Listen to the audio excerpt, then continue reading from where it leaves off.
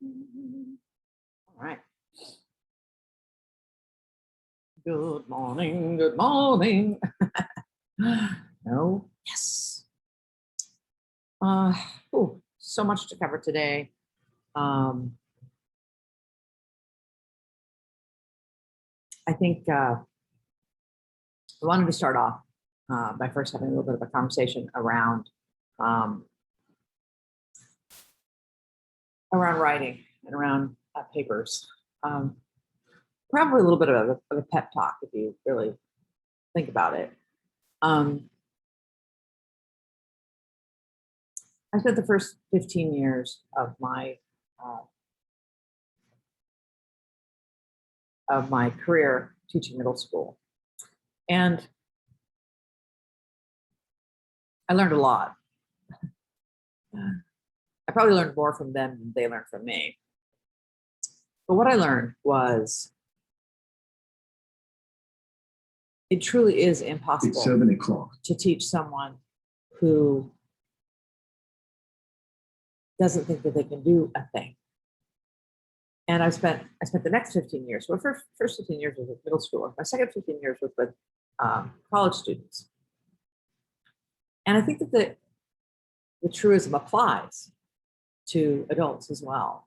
And I really can't tell you how often I have heard students say how much they hate English. I don't know if this is because of all the rules and they change. I don't know if it's because high school English teachers beat the joy out of it. I don't know what exactly makes us, because I have to tell you, Germans don't hate German. And the French don't hate their French. In fact, they love it to the point that they hate everybody else who doesn't have the right accent or doesn't speak it well. That's not a gross generalization. I've experienced myself when I took my middle schoolers to France. I went with the French class, and yeah, they were the rudest people in the world to children who were trying to speak their language. So I think if you can be rude to a kid who's trying to speak your language, it's because either you're just rude or because it's that important to you that it's done well. Kind of a little interesting factoid, because I think it's important for you to kind of gain some idea about where you stand in all of this, what you really believe about your own abilities. I graduated from high school way back when, in 1978. When my class graduated, and a couple of classes after, we had a working vocabulary of 18,500 words. That means that we could sight read 18,500 words. So in the span of kindergarten to 12th grade, that's how many words that you learned, that you could actually look, know, and use. The kids that graduate next year will have a working vocabulary of barely over 9,000. So in 2 generations, a generation and a half, we have lost the ability to sight read 9,000 words. While the South Koreans, the Japanese, the Chinese are learning more English words, we're learning less. All the Europeans, who have always scored higher than we have, they take education far more seriously than we do. And by we, I mean we as a culture, we as a society. And that's evident by the fact that we pay garbage men more than we pay our teachers. So what are you saying to children that teaching them is how to be good citizens, how to think, how to be critical thinkers, how to write, how to communicate is not as valued as picking up garbage? Now, I wouldn't want to pick up garbage, and I'm not saying that they should be paid any less. Let's be really clear about that. But I think that when what you do impacts the future of millions of people, it probably should get paid commensurate with its importance in the world. So these other countries that pour more money into education than they do in the military, that pour more money into education than they do just about anything else. Let's talk pet food. pet food industry here is a $4 billion a year industry, are kicking our ass in our own language. So this is what you're competing against. And that's really vital. It's vital to understand. So one of the things we're going to watch today is a little ditty on the power of words, because other cultures understand the power of words. There's 300 words for snow in the Inuit and Alaska languages. The French have a number of words, different levels of love and passion, and words are so powerful. They make and break friendships. They make and break wars. Wars are started and ended usually because of words. Marriages start and end usually with words. They're a big deal, and we don't give them any real credence. We don't really truly lean into them the way other cultures do. We don't make it important to learn more words and better vocabulary. A country shouldn't be outscored on the SAT in English when it's their second language. I mean, that's crazy talk, right? So if you're willing to acknowledge that, if you're willing to go, oh, wow, yeah, that is correct. And you know that the market is competitive, regardless of what you want to do, whether you want to become a nurse or a vet tech or, occupational therapist, or no matter what it is you want to do, it's still going to be competitive. And your words on paper in your resume and your cover letter are the things that get you the interview. It's the words you use in the interview that get you the job. Do you use the right words? Do you use the same words over and over again? Do you use words that show your level of intellect, your level of passion?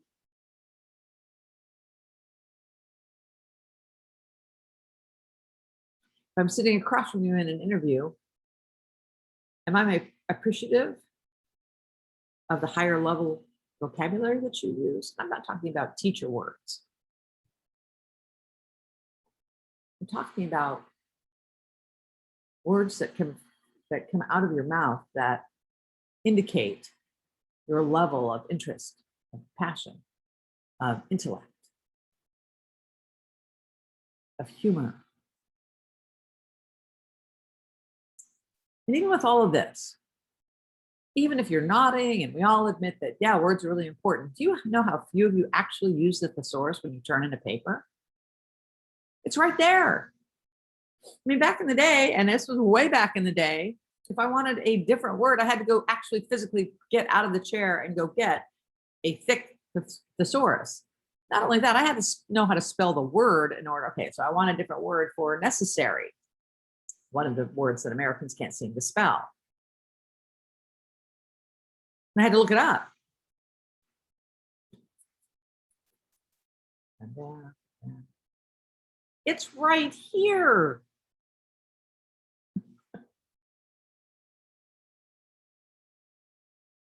Mark Twain said, there's a big difference between lightning and lightning bug. And the words that you use paint a picture for who you are, whether you want to own that or not. I taught a writing for criminal justice class because I'm an ex-open cop. And I understood, and this is really an important little story. And it's probably the one thing that I will ask you for credit for this.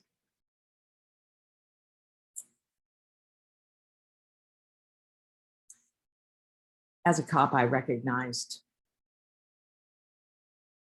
that every courtroom trial, every criminal that gets sent to jail starts off with the police report. It starts off with words, not guns blazing, I was in the police academy, and there were 4 of us in the police academy that had college degrees. Interestingly enough, it was all 4 women. There were 4 women in the academy. All 4 of us had college degrees. My first degree was in English. 2 weeks before the academy ended, I got pulled out. I was a troublemaker, and I figured that I was probably getting my pink slip.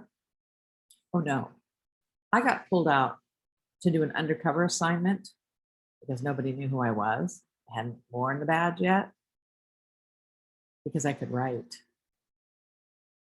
And they needed a report written well, cogently, succinctly, and on point. And they picked me. What I learned as I was going through the academy and what I learned as a cop,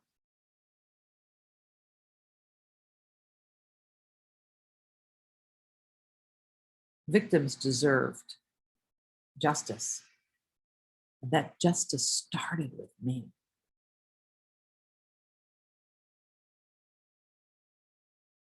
It truly did.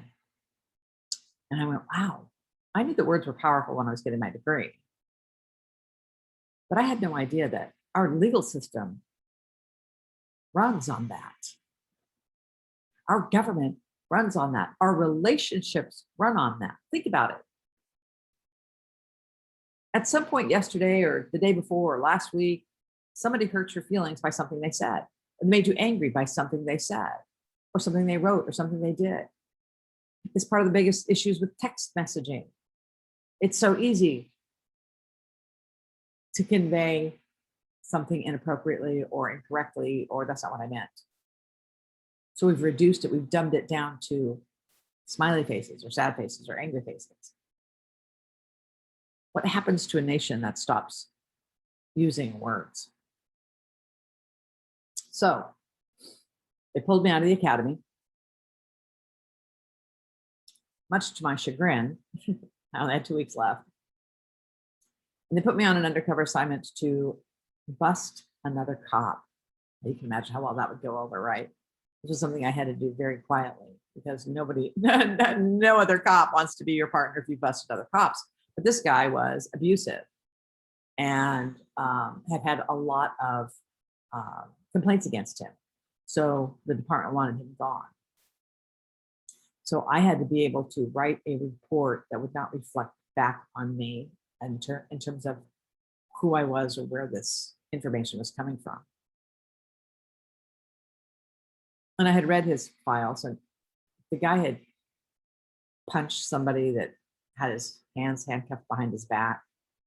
He had pushed women. I mean, it was pretty bad. They needed to get him out. And so this was my task.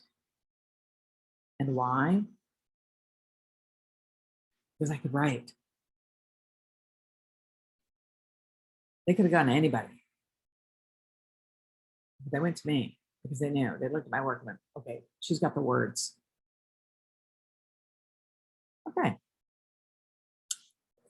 This made a huge difference in the world for me because nobody in the academy understood where I went. I think the majority of them thought that I got the heave-ho. I did my deal. And because I did it so well, and he was booted, doors opened for me. Now, that wasn't a good thing because nobody likes somebody who leaps over you. So it's like training patrol is what everybody waits for, right? You can't wait to go on training patrol because that means you finally get to go on patrol. And so I left over a couple of women who were next in line for it. And as a result, I got to do a lot of really cool things as a cop that a lot of people didn't because I had the words. Now, at that time, I didn't realize I was going to become a teacher, but I did understand the power of words. I've understood the power of words in dealing with the conservatorship of my elderly father. Words are the most powerful tool we have, and yet So many of us are walking around with a half-empty toolbox.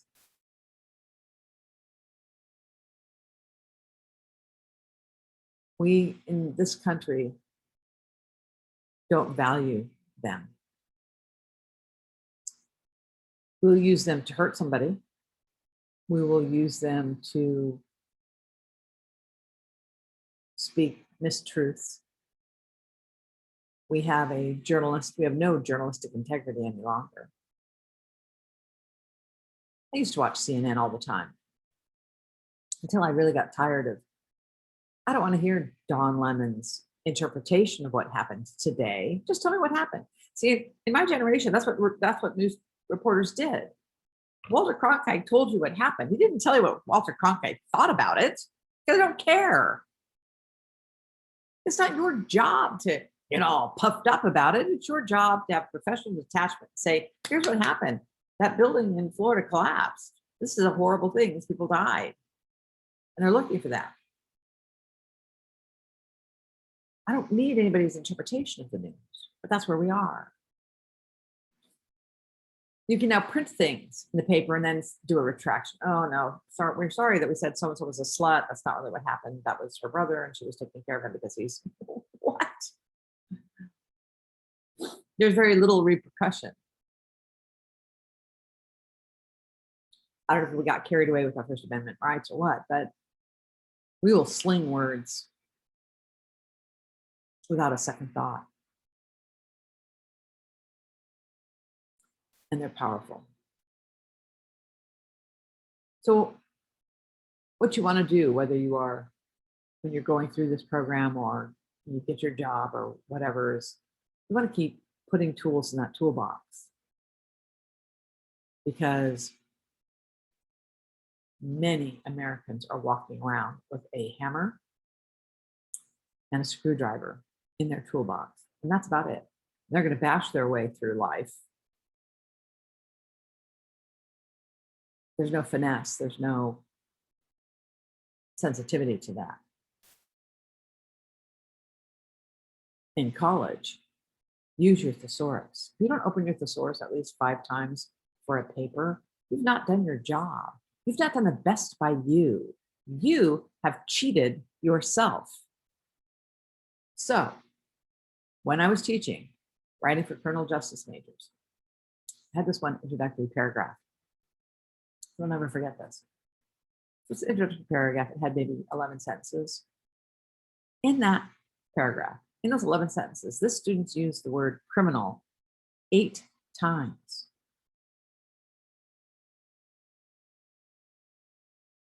You're either too stupid or too lazy to open up the thesaurus and use a different word. And either one of those things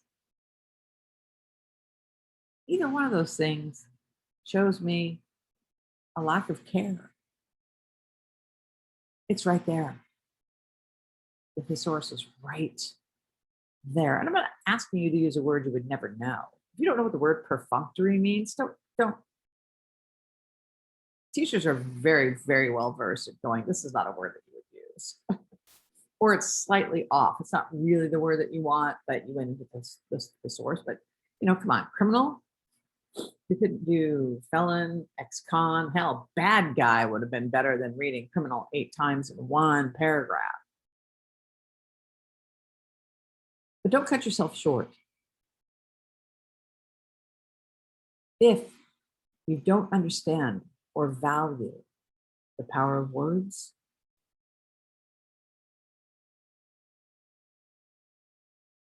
and you don't know how to wield them, it will impact your life. It really will. You think about a time when your words got away from you and what happened. Think about the times in your life that your world was upended by words.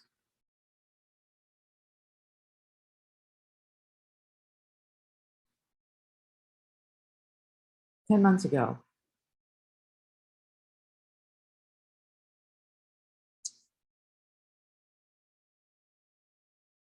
my fiance was killed in a head-on drunk driving accident.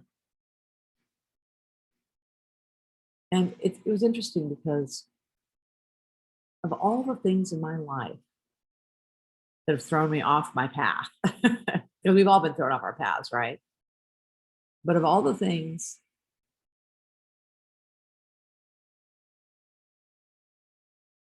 that turned my world upside down were 4 words. She didn't make it.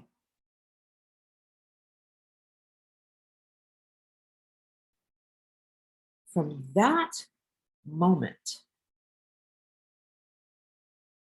I knew my life would never be the same. Those 4 words.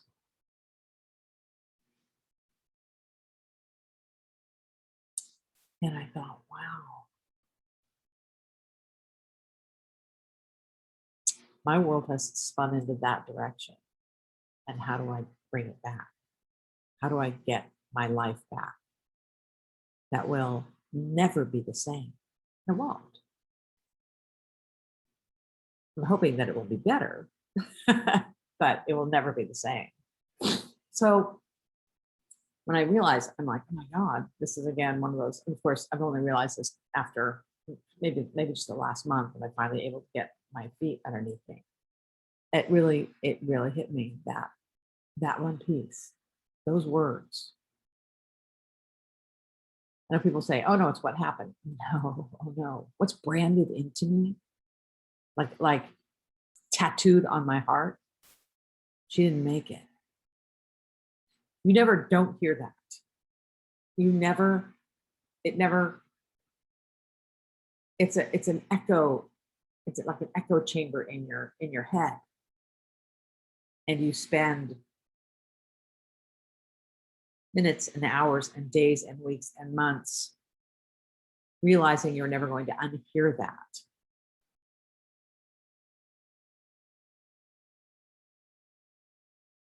And the only way out of it for me, the only way to hear it less,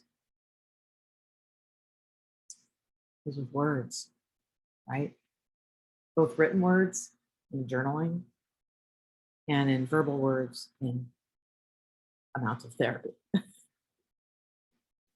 But it was going to be words that pulled me out of that darkness. So I want you to think about your own life and the times that words made your life. Maybe somebody asked you to marry them. Maybe you were told that you were pregnant. Maybe somebody invited you somewhere exotic. Or maybe somebody broke up with you. Or maybe you found out that somebody you loved wasn't going to make it. Our whole worlds are shaped by this. The ups and the downs. So, as a final closing thought, they're the most important thing you can collect. They're the most important thing you can learn how to use.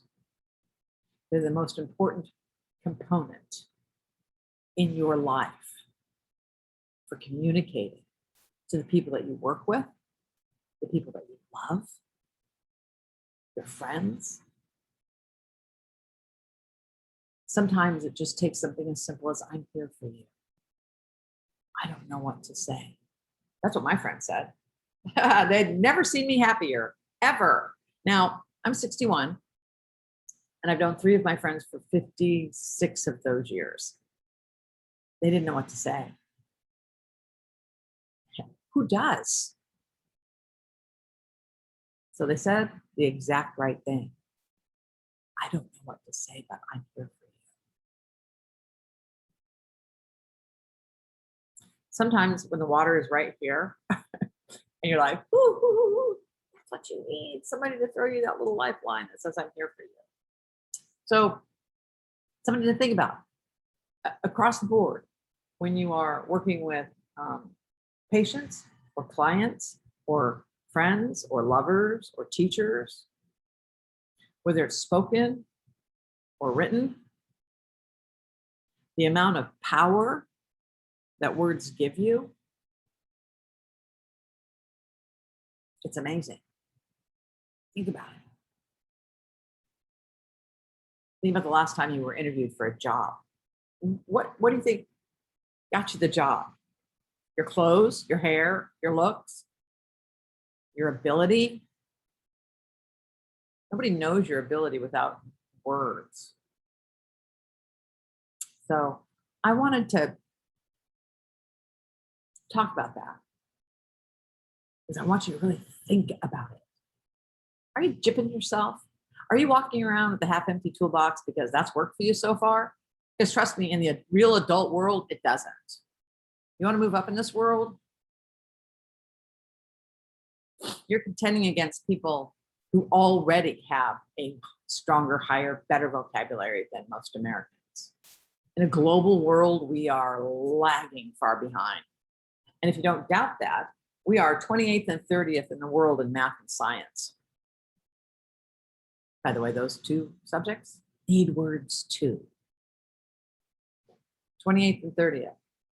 Multiple European nations and multiple Asian nations for whom English is a second language score higher on our SAT than we do.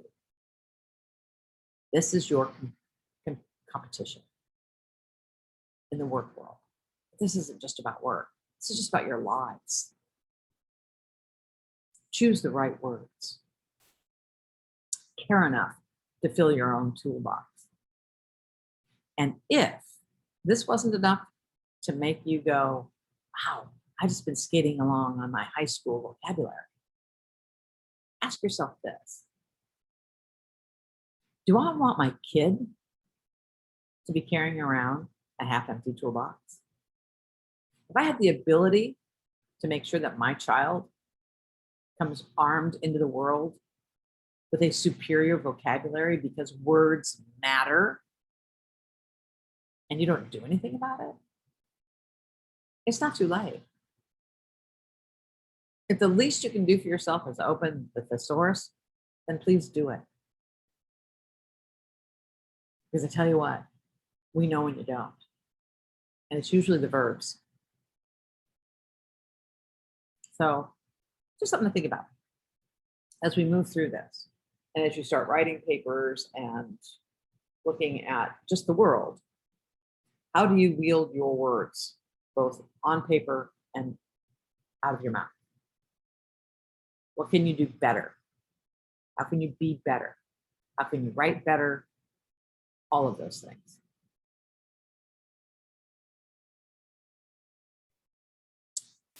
Trust me.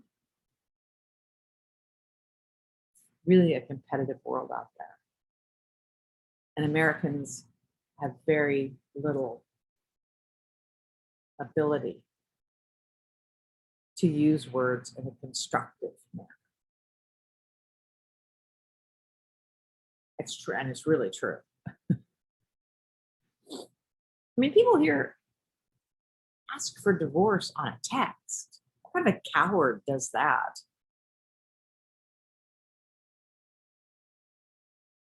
Words start wars and end wars. They start marriages and they end marriages. And they start friendships, they end friendships. I would say they're pretty damn. So enough of my words. Let's see. Share my screen. PowerPoint's here.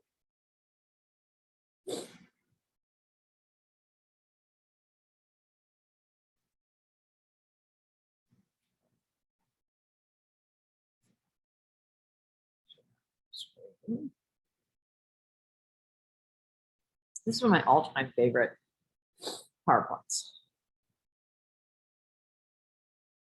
And I will be posting this also.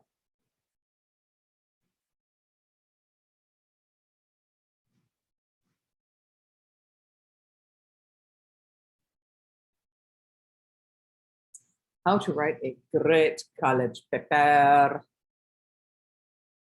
Not just good, great.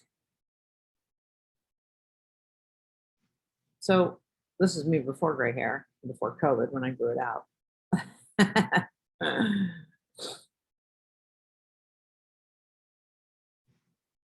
every doable thing has a process. And to not know your process, like if I asked you to make a peanut butter and jelly sandwich, you can do that. And not all of us do it the same. But you know what the process is. You know what the process is for washing your clothes. But to not know what your process is in something as important as writing, especially in a college environment, really? Because you should know. Well, I don't have a process. I just sit down and write. How's that working for you? If getting C's is good for you, if showing no growth is okay for you, then you're good. You're golden. But you should know your process. You should know exactly what you do so that you know what works and what doesn't work.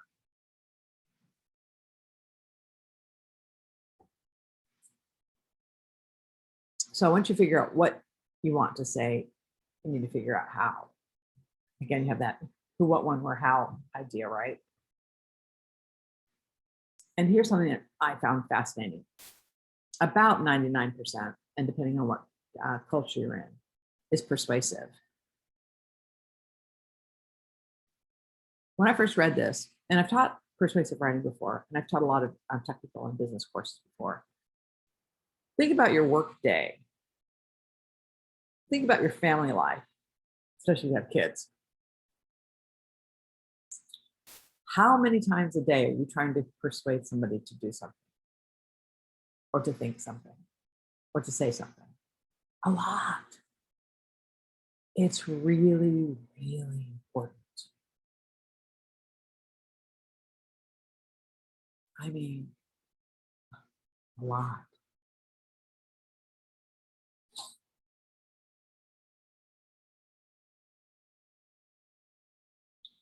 Just now, for the last half an hour, I've been trying to persuade you all to grow your vocabulary, to care about the words that you use, to understand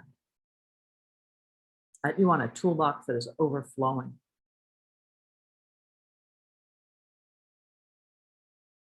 If somebody uses a word that you don't know, look it up. It's not so hard with Siri and to find out what a word means. Every tool is at our disposal, and yet we're losing our ability to collect words for our toolbox. Oh, you're either lazy or stupid.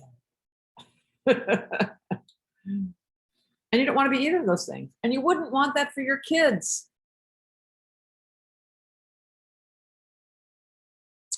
I have two daughters, and unfortunately for them, I was their teacher. In middle school, I realized that my kids were very average students. Not the brightest bulbs in the bunch, but they were kind and they were well-traveled. Wasn't good enough. How could I get my daughters above mediocrity?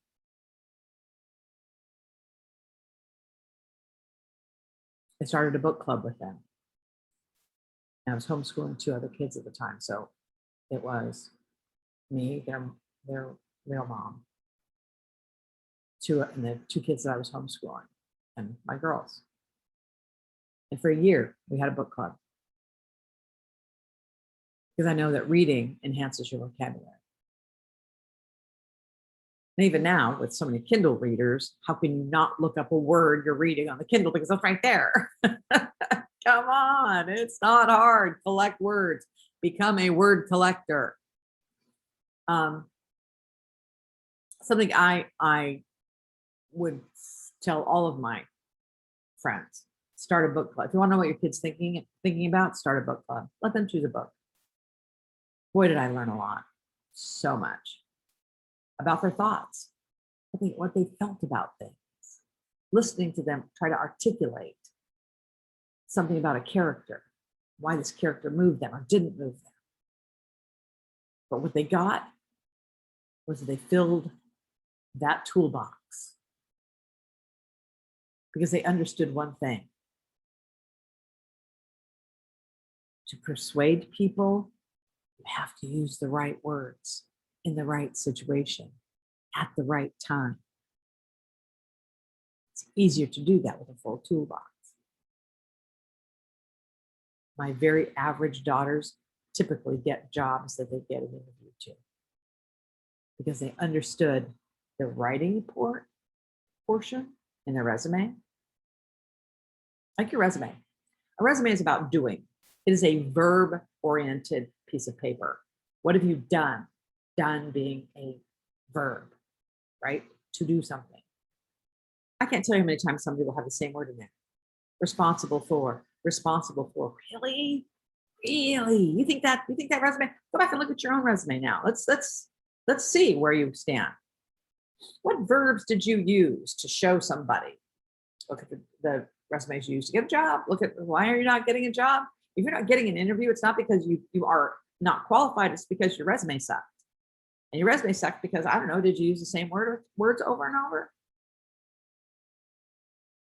What verbs could you have used or directed? You directed something. What are other words? What are other synonyms that you can use down the road to sprinkle that on there? So they understood that coming out of the gate with the resume. They also understood what needed to happen in the interview, in the words that they used. So did the book club work? Yeah. They still read, and they both still have an excellent vocabulary, and they both typically nail down the job once they get the interview. And they're not super bright, but their words would make you think they were. So 99% of our conversation is persuasive. Think about yesterday. Think about how many times, and look at it today. Look at it over the weekend when you're not working. How often when you're communicating with somebody, are you trying to convince them that you're right or convince them to do something or think something or get somebody else to do something? A lot more than you realize. Once you recognize that, you will realize that writing a persuasive paper, which is what an argument paper is something you do all the time. And if you are a particularly argumentative person, you do this all the time. This should not be a difficult thing for you. You spend our days persuading people that we're right. So persuasion is a little like magic.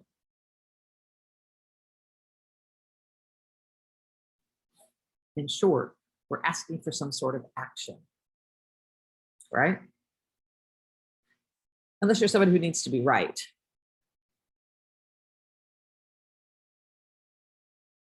When I was younger, and it was kind of immature, but when I was younger, probably in my 20s and up until probably my mid 30s, I knew that I was more often than not the smartest person in the room.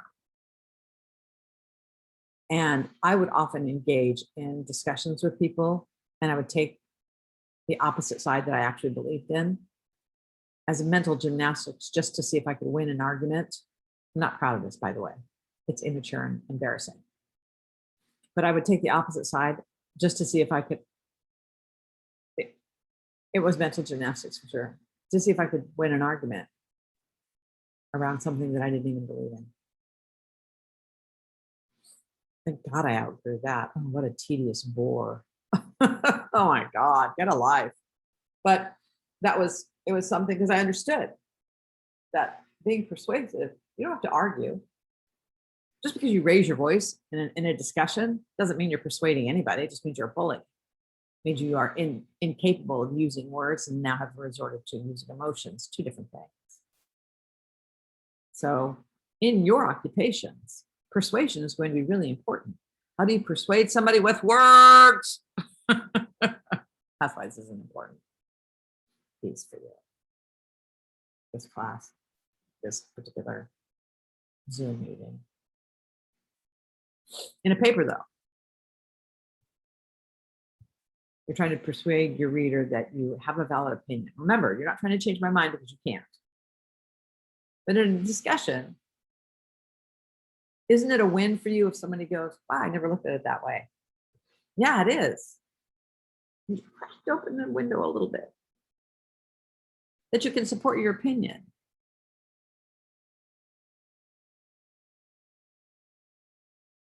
I think that we've just gotten used to, and because of social media, that we can just have an opinion out there without any support. It's almost like, because I said so. Because I said so, it's not really a response, okay? It's not really support, it's not really evidence. I'm one of those people, and my friends are very good about knowing this, is if you start spewing stuff, I'm going to ask you where you got your information. Well, I read it. I understand that, but where?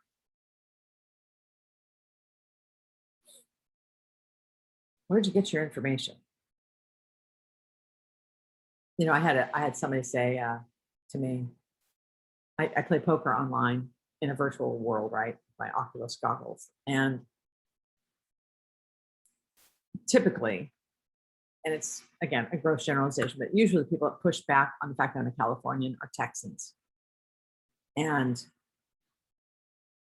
a lot of people in this country have a very negative view of California, even though they've never been here. So suck off. Because again, you're ignorant. If you haven't experienced this, then you don't know what you're talking about. But I was in this conversation and I said, you know, I'm so amazed that so many Americans have such a skewed and incorrect idea of what California is. Are you aware that as a nation, California is the 6th largest economy in the world? You need us. We don't need the rest of this country. You need us. And the guy's like, 6th largest, where did you get that? Well, buddy, guess what? I have a phone and I have Google and I have Alexa. I'm not going to throw out something like that I can't back. Yeah, well, no. You asked me where I got it. Here it is. 6th largest GNP in the world. So we feed a good portion of this country. You might want to show a little respect. You just might. You might want to stop throwing around your homophobic responses, your racist and bigoted and sexist remarks, and focus on the fact that we don't need you. Sure as shit, yes. There you go. Look it up, Bubba. So, persuade, I can support my opinion. You need, in a written paper, you need to know how to cite it. You need to know how to follow directions. This is so important. Oh. When a teacher tells you to use this checklist and you don't, you have shown a gross inability to follow directions. You have shown a gross hubris, a word you should learn, H-U-B-R-I-S, hubris, is this an inordinate amount of arrogance that blinds you, that you are so self-absorbed that you think you can do this paper without the checklist. Do not have hubris. It's out there. When somebody tells you to use the checklist, use it. Follow the directions. If you don't bold your thesis statement coming out of the gate, my brain goes B paper, and it's going to go down from there.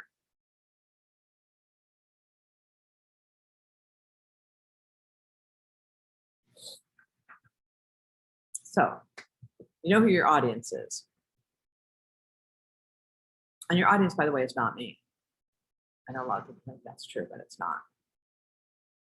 The thesis is like, and I travel a lot, right? It's like those flaggers. They have those little, lit cones, and they bring the plane in. That's what your thesis statement is. You've got a big plane full of a lot of people. This is your audience, and you want them to go over there. Thesis. Okay. If the flagger has been high or partying and they're like, woohoo, look at my little flagging things. Here the plane's gonna whoop, whoop, whoop. The thesis is the flagger.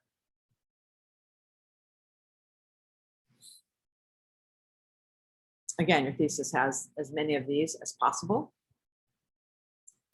And it'll have 3 prompts. Remember, 3 issues become 3 paragraphs or more, but you only have your 3 issues. Makes it easier for you, right? I talked about this in the last class. Your instructors are not robots. We're human beings. And human beings, especially educated human beings, want one of these things to happen or more, right? I'm reading your paper. Enlighten me, educate me, or entertain me, or engage me, or make me enthused about something. What is it you're trying to do? That's the first step. I'm trying to get this paper written. Oh, come on. What is it you want? If you're writing a paper about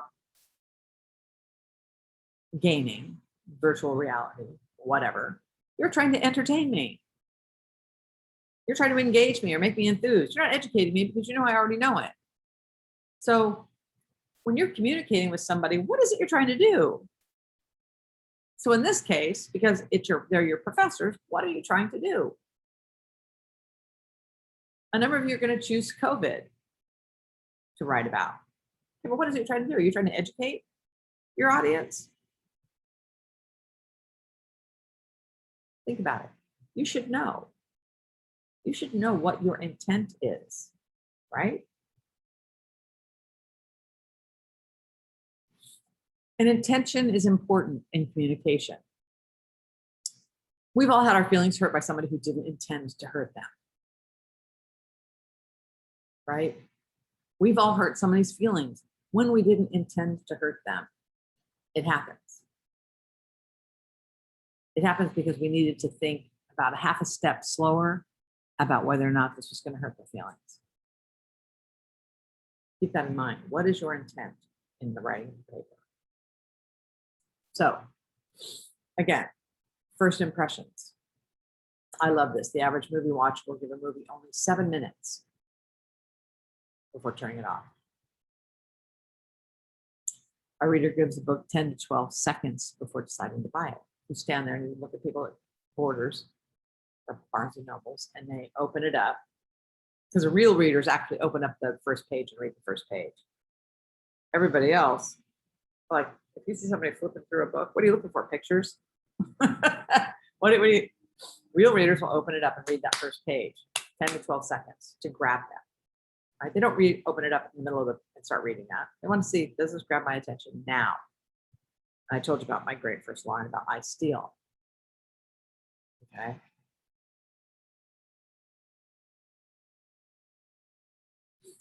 And I'm going to just, I explained this to you last week, but here it is in writing.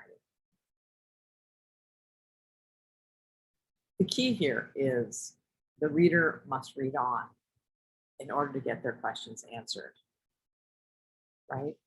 That's why I said you don't ask questions in writing a paper. And if you get a college instructor who thinks that that's the way to go, they're probably not an English teacher. It's not the way to go. It is the exact wrong way to go. If the gloves don't fit, you have to acquit, right? So you don't want to be acquitted here. And the number one rule of attorneys is they never ask a question they don't have the answer to already. They ask the question so the jury can hear the answer. They already know. That's really, really important to remember. You don't know all of your audience. So when somebody wrote a paper, a guy who wrote a paper about computer games, with so much violence happening with our younger generation, isn't it possible that video games are the reason? My immediate response was no. Okay, no, that's crazy.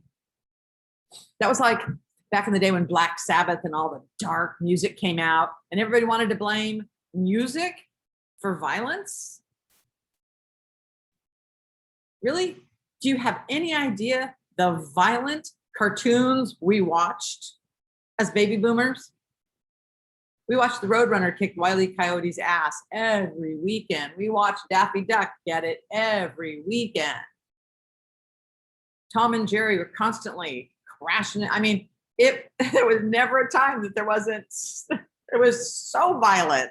It was always somebody getting run over or smashed, whatever. Did that create an inordinate amount of violence from us? And can you prove it? Can you prove that can you prove that music creates violent people? Until you can prove that, don't write that paper and don't ask that question. If you want to talk about the violence in video games, that's great. You can. But that's a quantum leap. And you're going to find people who believe that. But asking the question of an audience you don't know, I've already told you, bad idea.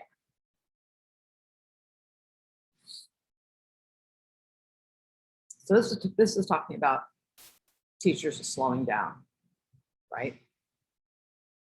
Now, what I'm going to be looking at, we're going to take a break here because I need one.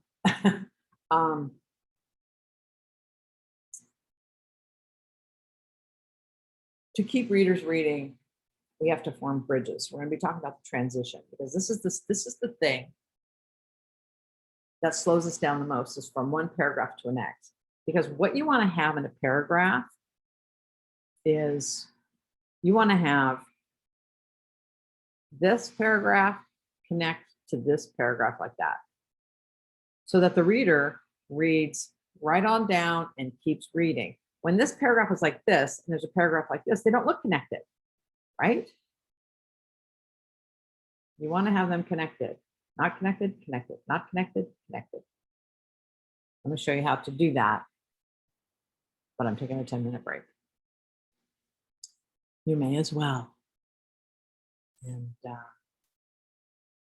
we will come back to look at the colored part of it again, because the color is important. It's actually really important. So take a 10-minute break, and we'll be back here at the top of the hour. I gotta get some water.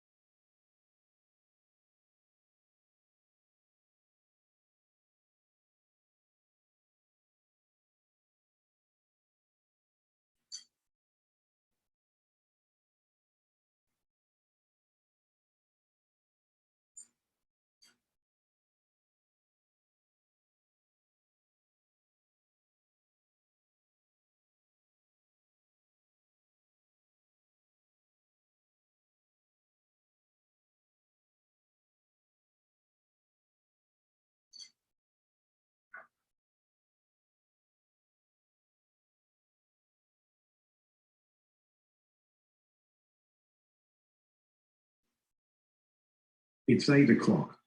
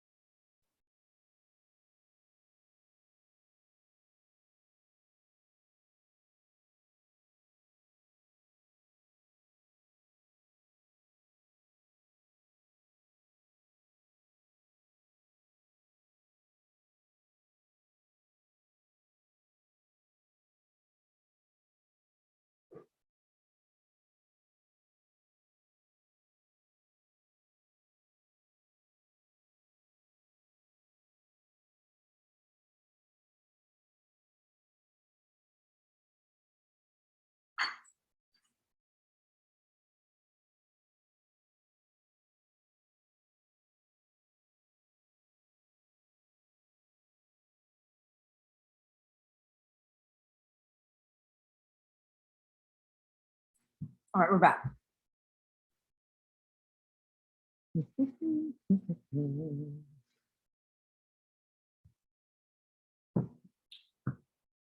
Okay, so I explained to you last week about color. This week I'm going to show you what was happening with my middle schoolers in transitions. Transition sentences are a little bit like thesis statements. They make us nervous. It makes us go, it's teacher words. And while that's true sometimes, this is more true right here. The transition is really, really important because that's what keeps the teacher's mind going 60 miles an hour. Remember, we want our reader to pick up speed as they're reading, so they're not seeing the little mistakes that we make. We don't want any speed bumps along the road. So by the time they hit the end of paragraph 1, they're going 60 miles an hour. We want them to keep going 60 miles an hour. And the way to do that isn't to have a bridge, isn't to have a gap between the paragraphs, is to have a bridge that connects the two so that the brain can continue going 60 miles an hour. Meaning you have to give the brain something to hang on to that they just read about. And when you see how easy this is to understand in terms of color, you'll wonder why you never learned this before. It took me a couple of years of teaching and being unsuccessful at getting students to understand the transition statement. Now, there's transition words like however or finally. That's not what I'm talking about. I'm talking about transitioning from this paragraph to this paragraph so that it doesn't sound like you are talking about two different things, so that we understand what you're talking about, and now you're going to talk about this, and yes, I get it, keep going. You need a bridge. Simple way of doing the bridge. Okay, so our topic again, legalizing marijuana will benefit Californians. So we went from legalizing marijuana in California to a more important topic sentence, which is legalizing marijuana will benefit, so that your reader knows what your position is. We know what your position is in this, because it'll create jobs and state deficit and help the environment. So those are going to be our 3 topics, right? We talked about this last week. Now, here's the beauty. We've dealt with those things, and I'm going to shift to a different, more fun piece. I'm going to read it because it's true. And this is what actually happened. The title is The Other White Meat. It's not what you think. That was the title of my paper. Okay. So now the reader's going, oh, it's not chicken. What is it? It must be pork. Nope. I ate an iguana taco once. Okay, there's my hook. There's my great opening first line. Really? Because you can't not be intrigued by somebody who's eaten an iguana. I had just finished marking some scarlet macaw nests deep in the rainforest and had just hiked several miles to get back out. Hiking out of a jungle requires a sharp machete, strong arms, and a compass. It's easy to get lost in there, and when I finally made it back to the gravel road, I was starving and thirsty. Somewhere along the way, I had lost my backpack with all my snacks and water. I was almost delirious from hunger when I saw what looked like a rickety old taco stand in the middle of the jungle. I had to do a double take. No way, a taco stand? Was I seeing things? My Spanish wasn't very good, but I knew how to say chicken, regardless of the meat that was cooking. So here was cooking. We're going to take a look at the word cooking, and we're going to bring that word down to the next sentence in the first paragraph. Some form of cooking. That's the bridge. That's the connector word. Talking about what happened and that there was meat cooking. Cooking. Next first line, there's something about meat. So we use meat twice, meat being cooked, meat being barbecued. We let the brain continue going 60 miles an hour because we gave it a bridge. We gave it someplace to land. It's too hard to land when it's like this. It's like, that's a big leap. I have to slow down and make sure that I can make that leap. The brain is like, meat cooking, meat barbecue, keep going. That's why I have people do it in color, because some of you right now are sitting there going, oh, well, that's super easy. Yes, it is easy. You get a connector. It's like Legos, right? Something that connects you two together, this bridge. So there's something about meat being barbecued. It's so easy. And when I finally figured it out with my middle school, when I finally started to teach using color, they went, oh, I get it. The brain is working on meat cooking. The next paragraph that you've connected to, meat being barbecued, I have not slowed down 1 second. My brain has not gone, ooh. It's like, okay, great. There's something about meat being barbecued that can make even a devout vegetarian drool, and I was drooling. Stepping up to the wooden shack with its blue tin roof, I studied the menu as best I could without my glasses. Now, keep in mind, this is a college paper that was a narrative, meaning that I could use I. This was from my perspective. College papers that aren't narratives never use I. Don't tell both stories, but this is more interesting than some boring real paper I could give you. In Costa Rica, these little cafes made up about 65% of the local businesses. Number, what did I tell you about numbers? Cite them. Look at my citation, Lopez, and where the period is after that, okay? Yes, they were in my backpack as well. With my mediocre grasp of Spanish, I couldn't really make sense of the menu items. So like some newbie tourist, I pointed my dirty index finger to a line and said, see. See? What a moron. But I was too hungry to remember how to say, I'd love some of your delicious hamburgers, which, by the way, were on the menu above where my errant finger pointed. Having ordered and then chugged 2 bottles of water, I sat down on a large rock and dreamt of the burger I had ordered in my meager Spanish.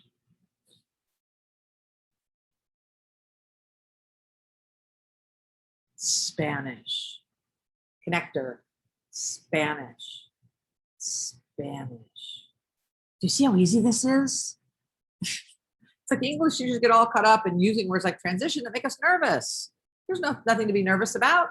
Take a word from the last sentence and put it in the first sentence of the next paragraph. It's a cakewalk from there. That's what makes a paper flow. You want your paper to flow because you want me to read it quickly and effortlessly. You're welcome. What's the word of the next sentence? Spanish. At that time, I thought my Spanish was pretty decent.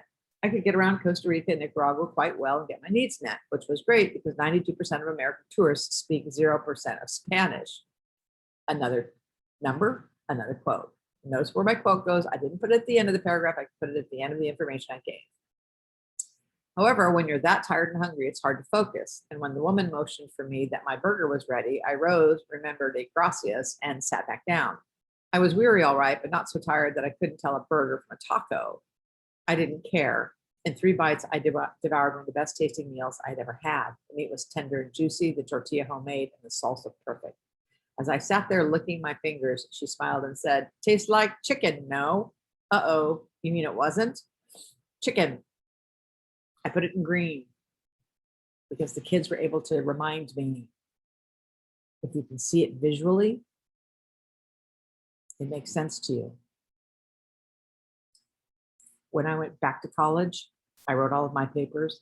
I made sure when I did my rough draft that I connected the dots and colored the word that I was going to use, because what is the next word and what color is it? Green chicken. Chicken, she laughed. No, amiga, iguana. I squinted at the menu. Sure enough, there it was, right below the burger, iguana taco. I blinked, licked my lips, belched a good loud one, and then ordered 3 more. Costa Rica isn't one of those countries which finds belching complimentary. They think it is the height of rudeness, so add that to the list of dumb moves I made that day. Okay, I need to put some information, some facts in there because I was making a very bold statement that they think it's rude. I needed backup. I needed evidence for that. The funny thing about it is that she was wrong. Iguana doesn't taste anything like chicken. It's way, way better. If you ever have the chance to eat them, don't pass it up. They're not just the other white meat. They are the only white meat. I refer back to the title at the end. Boom. And that's where you restate your thesis without saying in conclusion. So once I realized that I hadn't been a good teacher because I was using words to explain words, the color became really important. Now, asking about the iguana taco, I can't wait to eat another one, or 8. Little interesting factoid. We're destroying the rainforests down in Central America at hundreds of hectares a day. Most of that's because teak farming. The teak tree is the hardest wood. I think it's the hardest wood there is in terms of making stuff. But it takes 30 years for a teak plant to mature. So you can imagine if you're a teak farmer, Americans reliant on beef, it's a big moneymaker. So they are slashing and cutting down the rainforest and all of their teak in order to raise cows. Now, cows, one cow grazes a great deal. I don't know what the number is, but it's a lot during a day, one cow.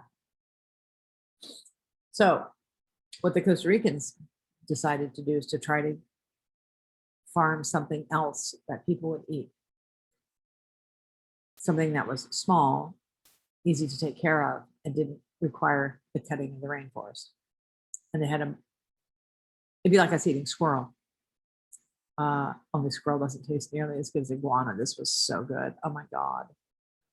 When I took my daughters to Costa Rica, we had a rule in the house, and that was you have to have a no thank you bite. You don't ever get to say no to something new.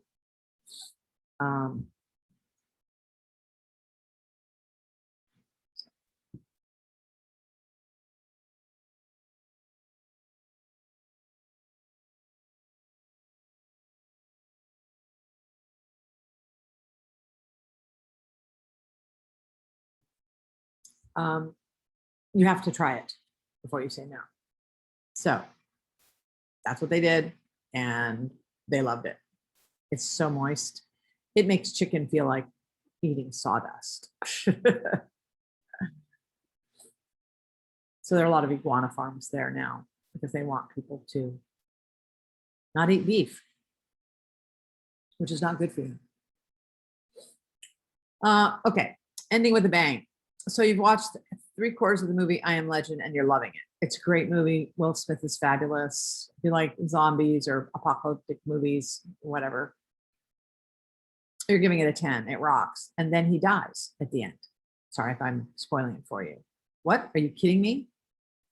You don't kill the hero. This was the beginning of the movies where the protagonist dies. And those movies did not typically do well at the box office because we don't want to watch a movie for 2 hours and then have our hero die.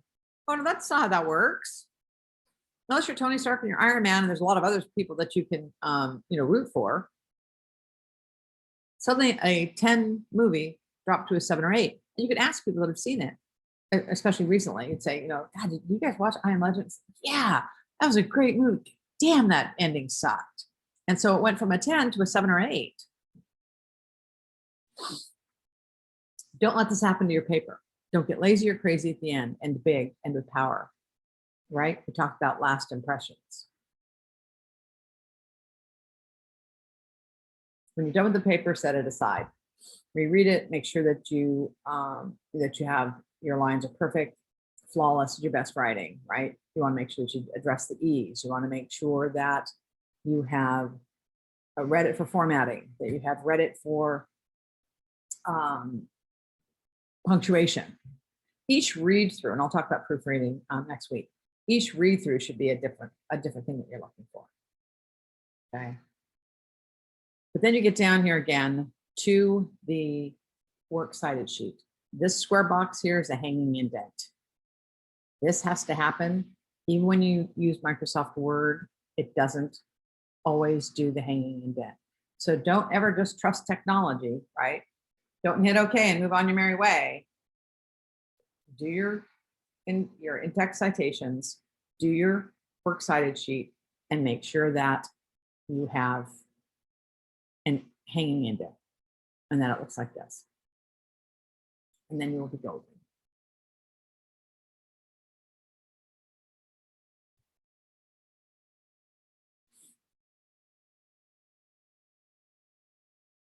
Okay, so this is kind of where we are and what we're working on. And if you have any questions about stuff, make sure that you text me.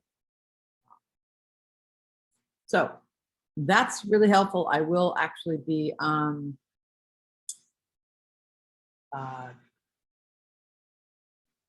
posting this for my favorites, especially the transition pieces.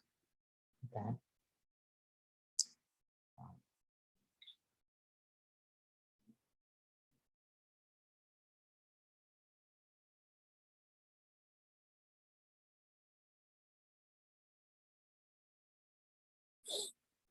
this woman is an ex-CIA operative, and she's talking about words, your most powerful weapon.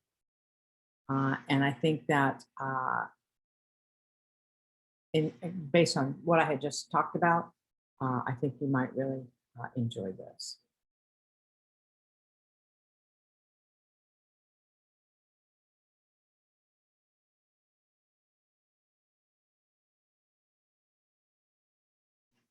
Videos as you want, and you never need to pick up a camera or use any fancy editing software. With Doodly, you drag, you drop. And it's okay in this environment.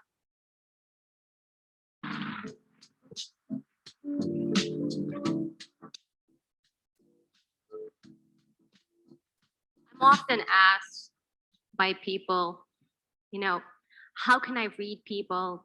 How can I know if somebody's lying to me? How do I elicit information from people? And I'm asked this because in my previous profession, prior to working in the media, I conducted a lot of interviews. I spent hundreds of hours in the interview room as a special agent. I interviewed people that had committed some very horrible crimes. I interviewed people who wanted to work for the government. I interviewed people who wanted to harm our country. I interviewed people from all walks of life.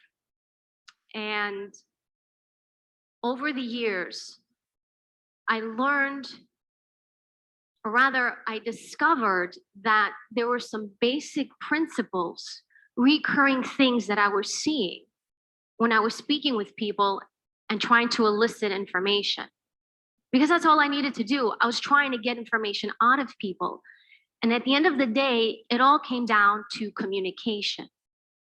When people ask me, how do I get people to tell me, what I want to know? How do I read people? They think I'm just going to pop out this checklist and be like, just follow steps 1 through 7. You'll get what you want. And it doesn't work like that. Yes, there is a science when it comes to communication, but communication is more of an art form than anything else. Communication is what gets you to where it is you want to go, whatever that is. I want to share those basic principles with you here today. But most importantly, your words are what matter. We live in a world where we speak words and we don't really even think about what we're saying. We say things just to say them. We tweet what we want. We email what we want. But we don't understand the impact of our words.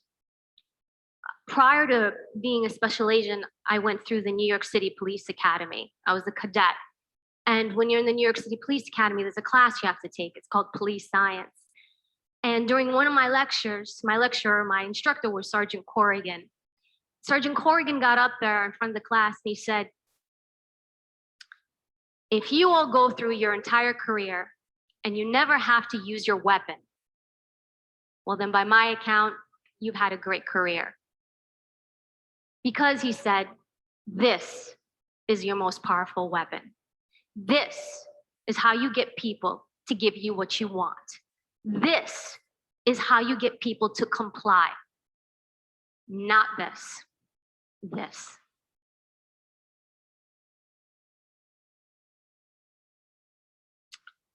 Listen. The fundamental principle in having communication is listening. And I have to tell you, we don't listen. And when I say listen, I mean be an active listener.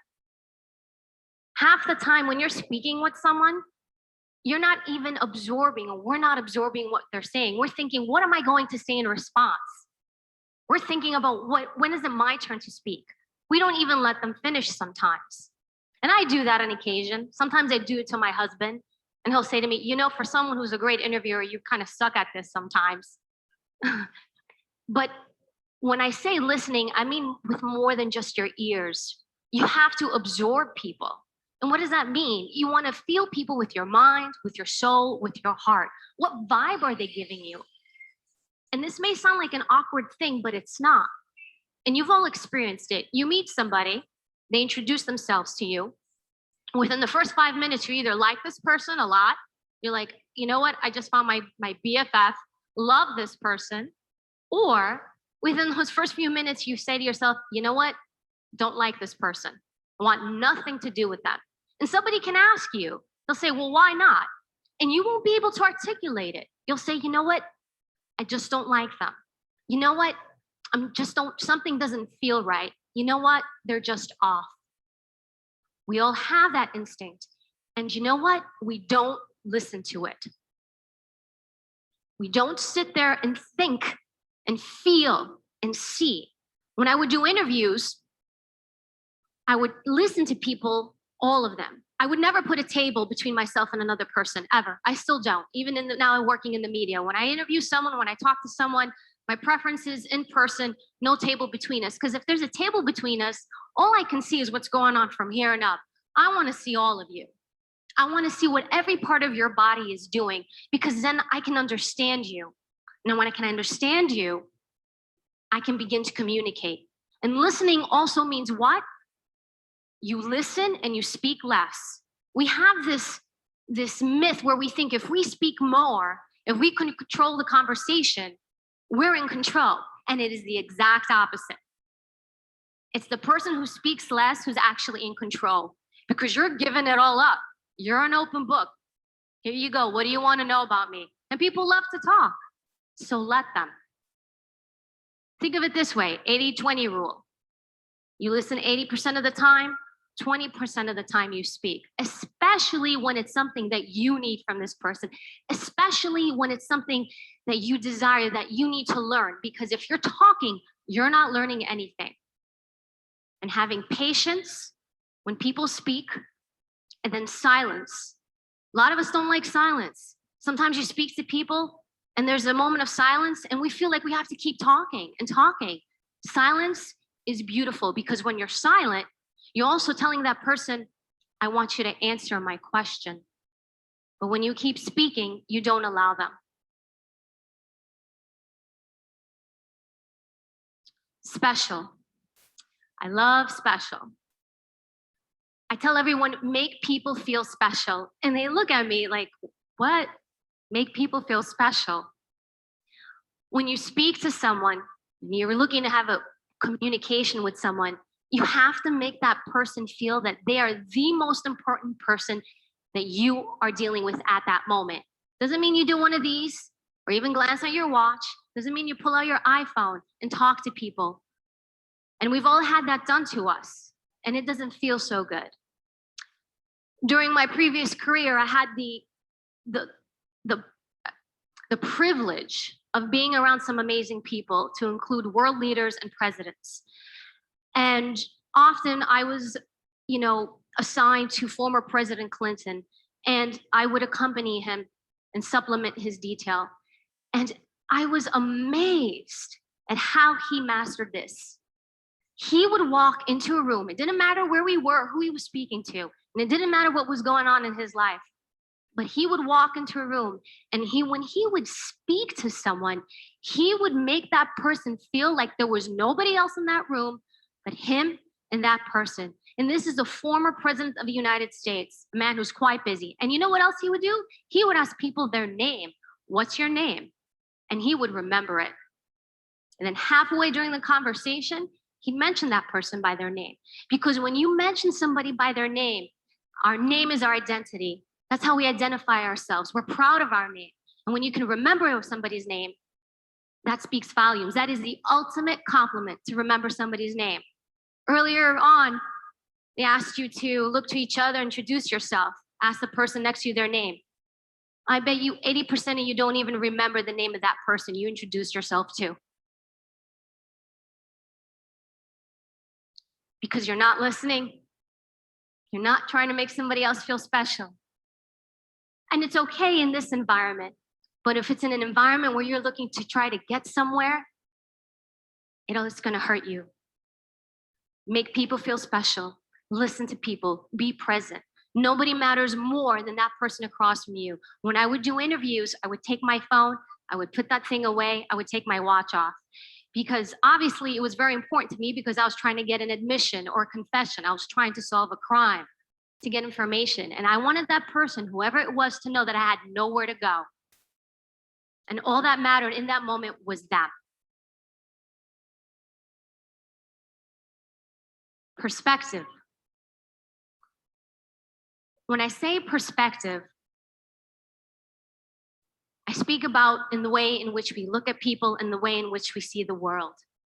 And as human beings, I've learned in studying human behavior and dealing with people, we all are egotistical people in some way. We see the world truly through our own perspective. We try sometimes to see it through other people's perspective, but we are so subjective and so biased. And look, we've each lived our own life, and we are a culmination of our own experiences, of our life's experiences, and that makes us who we are. But when you're communicating with someone, you have to take a moment and learn about that other person's perspective. And how do you do that? Well, you have to know your audience. You have to know who you're speaking to. And if you're not listening, you really don't know who you're speaking to. I was in a situation, or I was on an assignment in Florida, and we were doing an advance, as we called it. And I was doing the security preparations for one of the people we were protecting who was going to the site. And my responsibility was to secure the site, the event site, to make sure everything was safe for one of our protectees, a high-level protectee.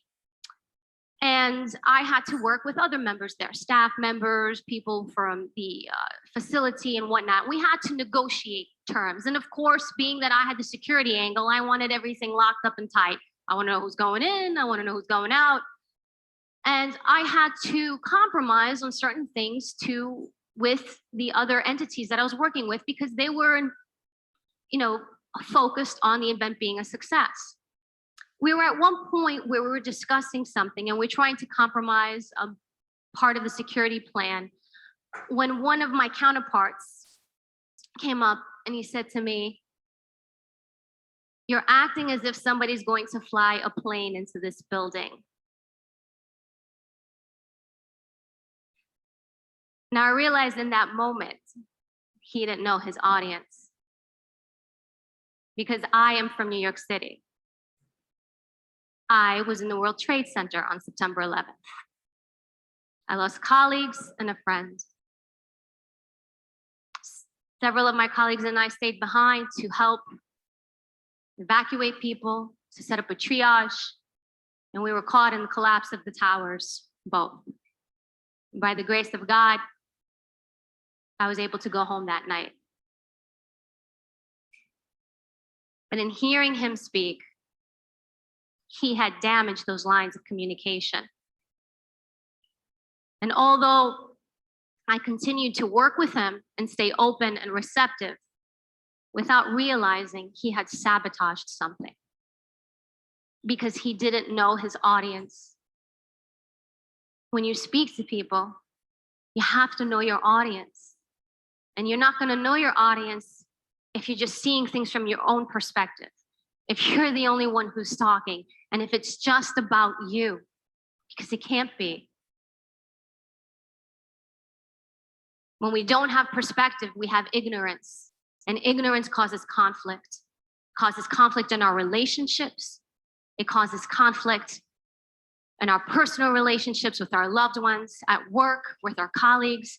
It causes conflict within societies when one group doesn't understand another group, and even causes conflicts between countries, because we're too busy trying to shove down somebody else's throat our perspective, instead of trying to listen to somebody else's. And when you communicate with people, the idea to enhance communication is to do so in a way that that person understands, not in the way that you understand, but in the way that person sees the world.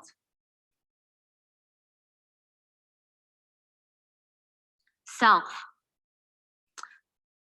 50% of what we discussed has to do with the other person, but the other 50% has to do with you. And when I say self, I mean self-awareness. Sometimes we're not really self-aware of ourselves. We're so focused on someone else. And when I say self-awareness, it means really taking stock of yourself. How do you present? And it varies. We're different people with different individuals, right? We're one person at home, one person with a husband or our wife, one person with our children, one person at work. But how do you carry yourself? If you were to see you walk into a room, what impression would that give you? I always hear, it doesn't matter what you look like on the outside.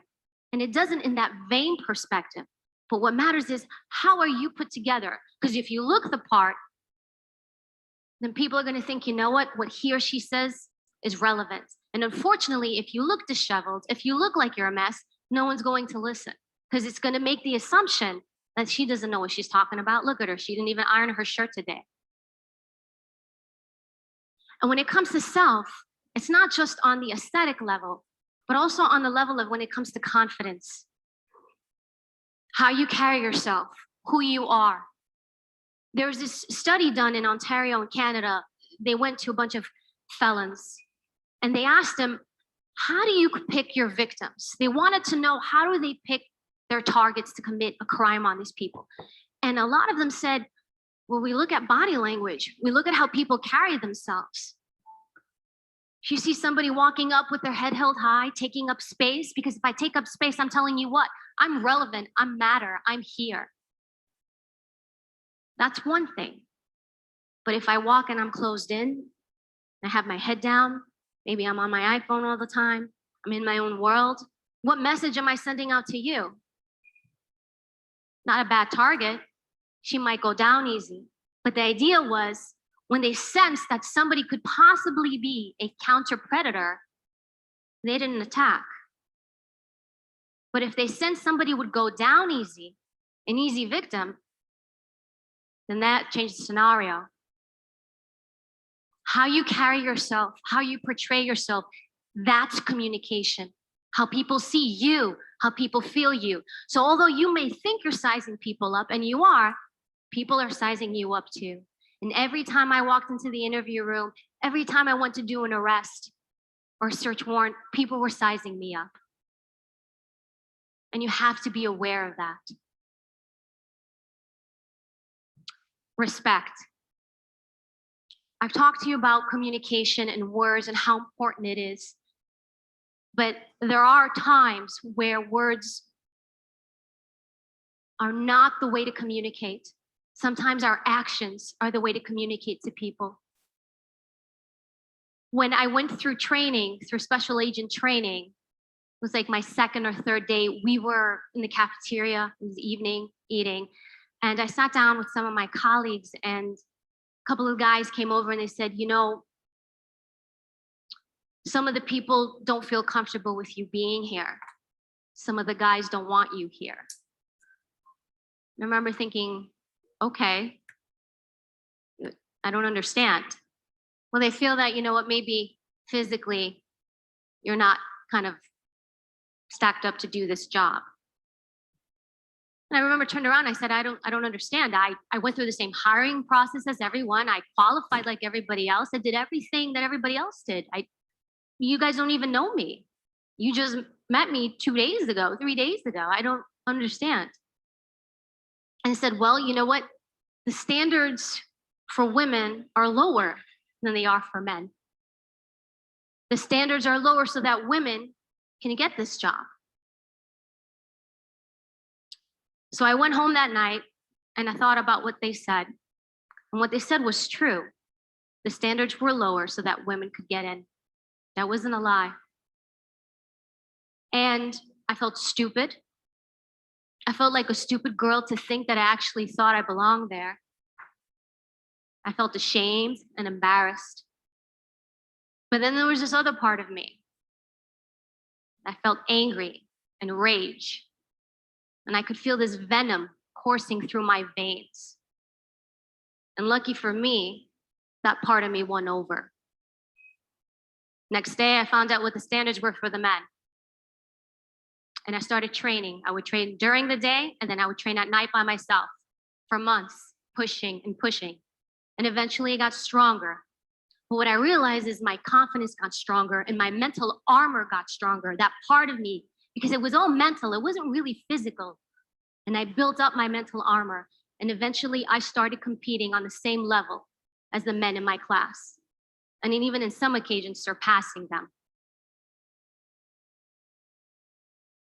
I earned the respect, not through going to somebody and saying, hey, you need to respect me.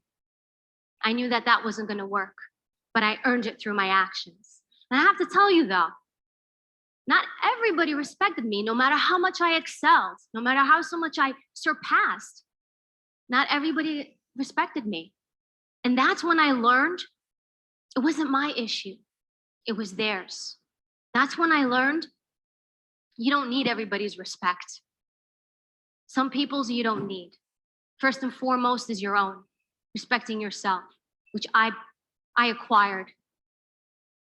And then knowing whose opinions of you matter and whose opinions of you don't. When you learn to differentiate which ones matter and which ones don't, that's when you're really free. I want to finish with this. How you define yourself is your choice. How others define you is their choice.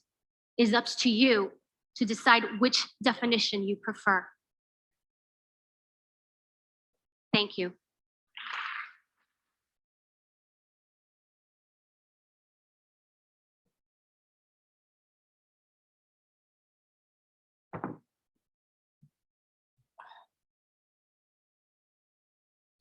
I loved it.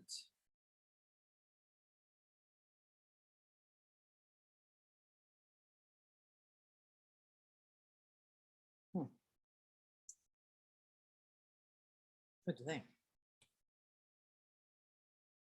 Let's see.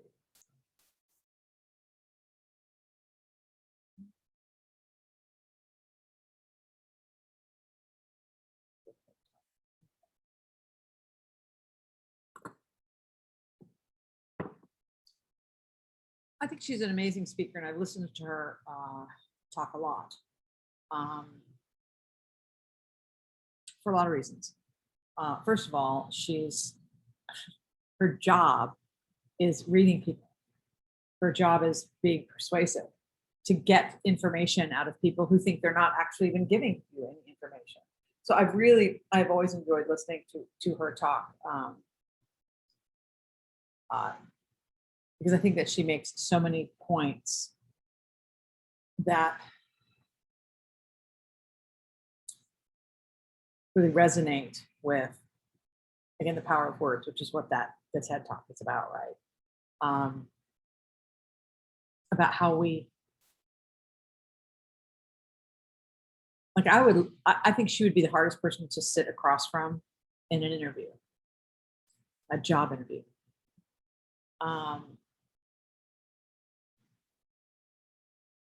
Because so often in the job interview, we are not listening to what they say, but are formulating our own response.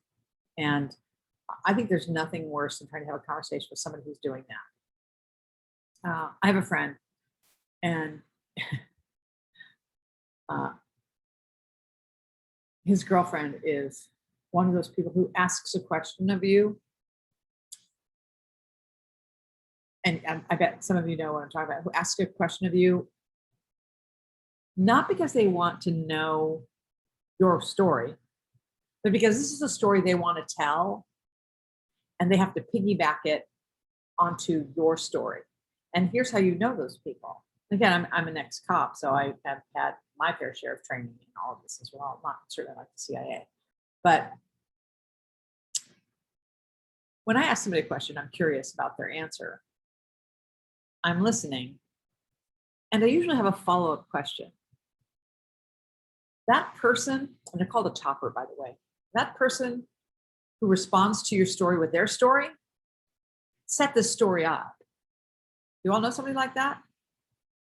There's irritating as shit. Because as much as every time, it's like they fool you every time, right? It's like, I don't want to participate in this game. You don't really want to know. You know, and here's a great example. So she says, so I understand you've traveled a lot. And I said, I have. I've had some pretty amazing adventures. She's like, well, what's your most amazing adventure? And I said, most is hard.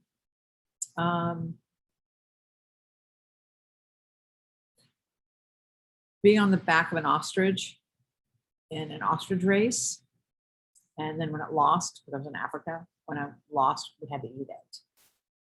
And now, you just in listening to that, some of you got questions that you'd want to know, right? There's got to be follow-up to this. You've never met somebody who's raced on the back of an ostrich. I know that. I haven't, and I've traveled all around the world. But I have. There isn't a follow-up question. What did it taste like?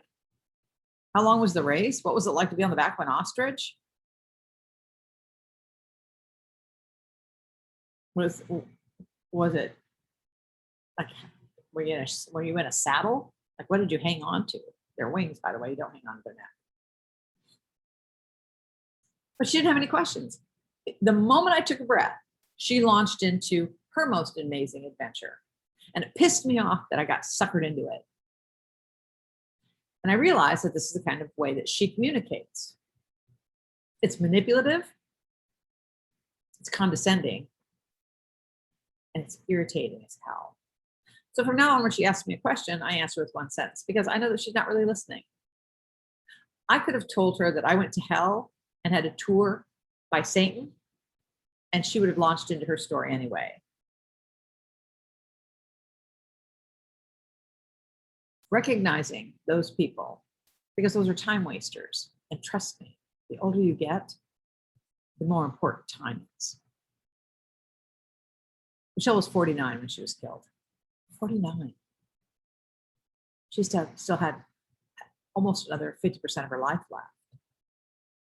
If any of you have lost anybody really, really dear to you, you know, none of us wake up in the morning with the idea that we're not going to be going to bed at night. But every day, that's a real possibility. Every moment that you're not in the moment are moments that you're wasting. And that's why our incessant use of the phone when we are in the presence of real people is so sad. Because those moments are the most important ones. And so that kind of presence. So don't waste my time. And again, and I think I've said this in maybe not in this class, I can always make more money. I can rebuild a new house. I can buy new stuff. I can't get time back. That's not replenishable. Don't waste my time. Now, I said this to my middle schoolers. I taught history and English. And sometimes I had them stand in line behind their work in me. I wanted them to look me in the eye. Now, granted, this was at a private independent school, so I only had 15 to 20 kids in the class, so I could do this. But it's still something that every teacher should do. It's really easy to shuffle your crappy work in and hope that it doesn't get noticed. But if you just stand in front of me and hand your homework in, so periodically I would go, all right, I want you to hand your homework in. And the kid would hand his homework, and I'd look down, I would realize I could tell right out of the gate, this was crap. And I would look down and I'd go, is this going to waste my time? Because I knew that the one thing they didn't get to do in my world, this was in my 30s, was waste my time. I didn't realize how important that time would be. When you lose somebody that close to you, you are constantly replaying the times that you didn't engage in the moment. The times when you let little conversations become big arguments. The times that you looked at the phone and didn't pick it up because you were doing something else. All of that. You recognize that. Time becomes sacrosanct. And it was interesting that I knew that at 30. I'd look down and say, is this going to waste my time? Adam Starr, who, by the way, is now an attorney. So that's fun. He would look at his work and look at me and he'd go, yeah. That's the lesson. Who gives a crap about homework? The lesson is, can you be honest? The lesson is, do you understand that you're wasting my time? That you wasted your time? You wasted your time doing crappy work. Don't do it at all. Don't do crappy work and be okay with that. Just don't do it all. Adam and I are friends now, and I taught him 33 years ago. He's now a dad. And he said, the life lessons I learned in middle school, the life lessons I learned from you, I can't believe that you, like a parent, are coming out of my mouth to my son. And I would laugh. I'm always getting calls now from so many of my former students, middle school students. I coach volleyball, so I know a lot of the boys are now raising middle schoolers. So they're going to come to the person that they think is, a foremost. I'm not. I was back then. That was 15, 16 years ago. But that was the idea. He's like, to his son, with son saying, well, I've done my chores. And he said, I heard myself the first time say, if I come look at that, are you going to waste my time? Or did you do your best? And I got kind of teary the first time Adam talked about it, because wow, what a lesson. Even though I hadn't intended on it, right? At 30, I was young and brash and didn't want them to waste my time. It was about me. But it became more important. It became something bigger, which was wasting my time. And you can admit that you're wasting my time means that you can admit that you're okay with doing crappy work.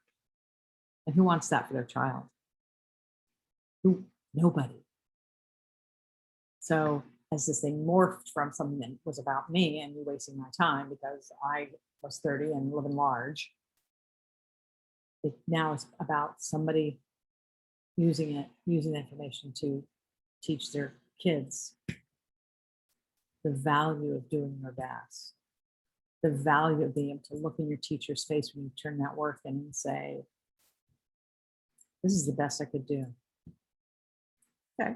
You know what? Sometimes our best is shitty. Some days are just crap days. When my daughter played tennis, I would always tell her, she'd come home and she'd like, oh, I just sucked today. And I go, you know what? Not every day can be a great tennis day. Did you do your best? Yes, done. You can't ask any more than that from somebody. You really can't. You can try, but that's the blood from a turnip kind of try, right? Your best sometimes just doesn't measure up. Athletes know that. But today, my best was not as good as their worst. And I got creamed. But you gave it everything you had for that moment. So, long story short,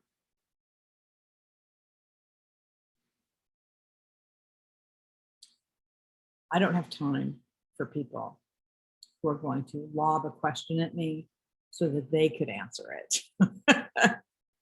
Right? Pay attention to communication styles. Pay attention to what the interviewer says in a job interview. And here's my last bit that has to do with interviewing. And it's very effective. It has to do with words, but not yours. Again, I'm all about brain science. I've studied a lot about the brain. I love how it works. As a writer, that's what I'm trying to feed in my readers.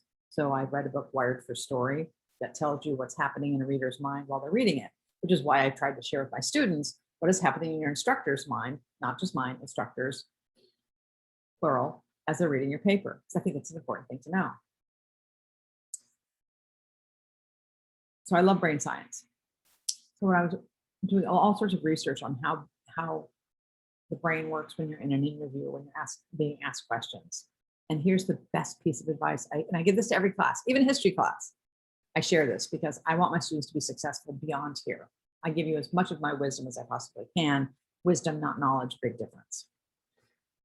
This is based on knowledge and wisdom, and it works. And I've had so many students call me up and go, oh my God, I got the job. You're in an interview and it's back and forth. And it doesn't matter whether it's a group interview, which I've been part of, or whether it's just a one-on-one. But here's what the research says. Remember that everything in our world happens up here. Nothing happens below the shoulders. Your heart is a muscle. So feelings, everything happens in your brain. And we all know that there's, because you guys are all much more into science than I am, but you all know that there's chemicals in our brain. There's good ones and there's bad ones. There's positive ones, there's negative ones. The brain science involved in an interview is this. When they ask if you have any questions, you better have some questions. And it better not have anything to do with anything except this. When you have a question at the end, they ask you any questions, you ask a direct question to the interviewer. And that question is this. What do you like about working here? Now, the reason you ask that question is because studies have shown that the endorphins and all the positive chemicals happen when we talk about ourselves. It's the reason that so many men drone on and on and on about their jobs or what they do. We always think that they're just braggarts. No, it's because good things are happening when I'm talking about me. Not my opinion. This is based on scientific evidence about what's happening in the brain. So if I'm interviewing you and you ask me, well, what do you like about working here? Now I'm talking about positive things because you've set this up. Positive things. You've opened up a possibility for dialogue as long as you don't talk. You just listen. And if you ask a follow-up question, it's about them. Because here's what happens. They start talking about where they started and what they like about it. We focused on a positive part of the company. Endorphins and happy chemicals are happening in the brain.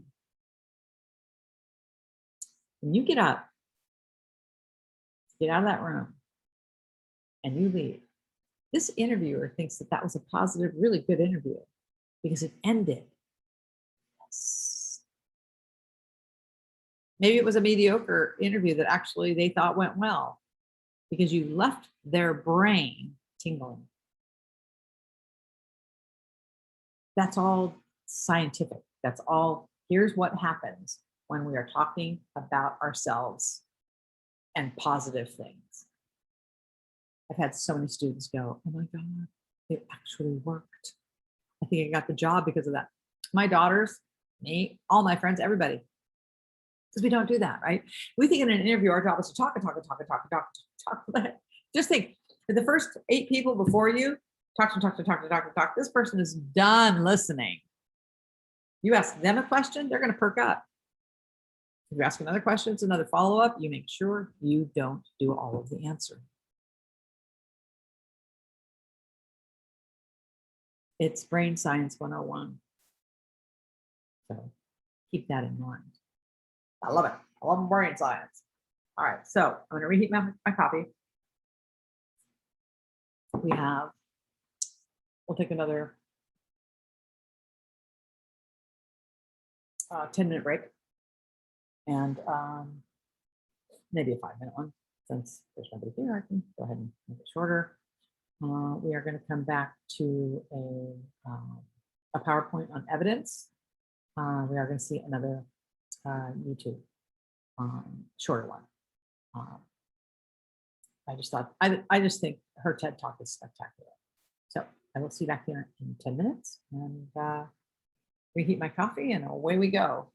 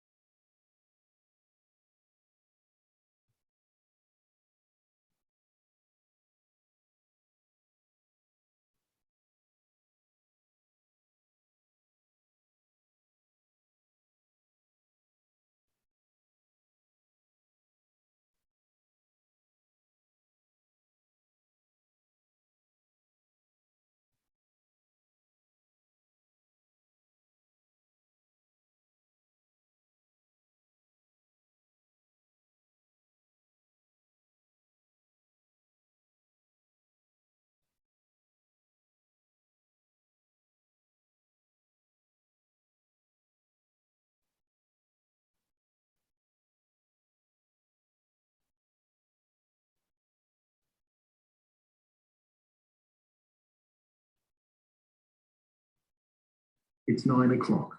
It's 9 o'clock.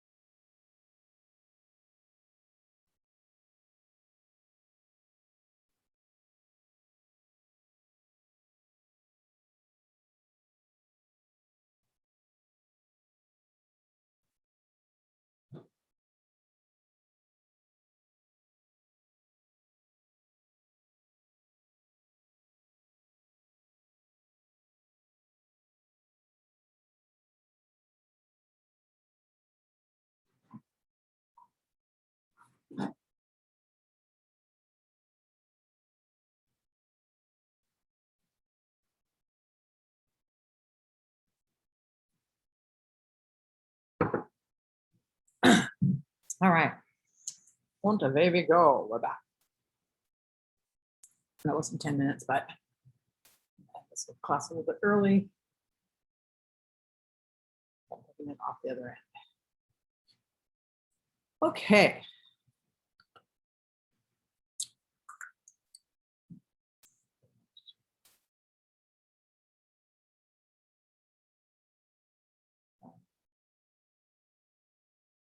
Splitting again.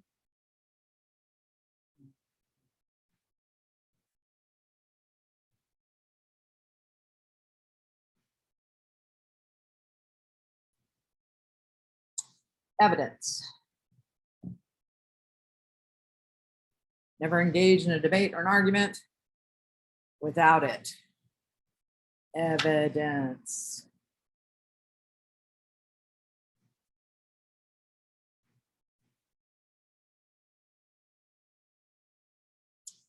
So I've explained what courtroom dramas are like, right? You have an introduction or an opening statement and a closing statement. Neither of those have evidence. Let's keep that in mind, right? The middle part of the courtroom drama is where the evidence happens.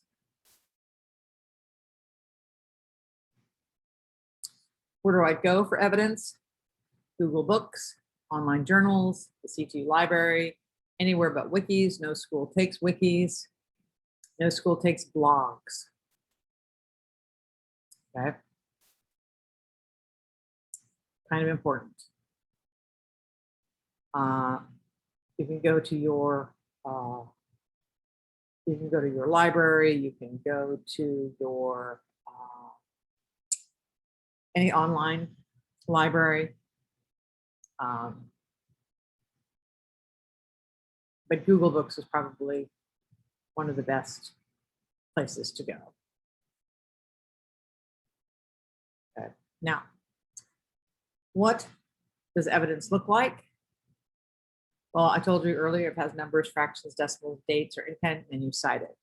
Evidence is something that an expert or more than one expert can agree on. That's why hunting and pecking on the internet is a big fat waste of your time. Evidence is about taking somebody who is an expert in that field that has been vetted by other experts that say, yep, this is true. Economists all agree California is the 6th depending on who you read, sixth largest nation for GNP in the world as a nation, not as a state. I'm not misspeaking, as a nation. You can get that information from a lot of other economists, historians, California experts. Good, away you go. Not interested in URLs or links unless it's something that is known to be factual. It's kind of important also. So again, is it common knowledge? This is how you ask, okay, when do I cite? Well, you always cite numbers, okay? You don't need to cite the 4th of July, 1776. We all know that. If you're going to tell me that the Boston Tea Party Treasonous Act happened at 12:19 p.m., that's not common knowledge. You're going to have to cite that. So is it common knowledge? Lassie was a male collie. That's common knowledge. There were 14 different lassies, not common knowledge, cited. Notice the period, notice the parentheses. Remember, the parenthetical is part of the sentence, so the period goes here. Okay. Really, really important.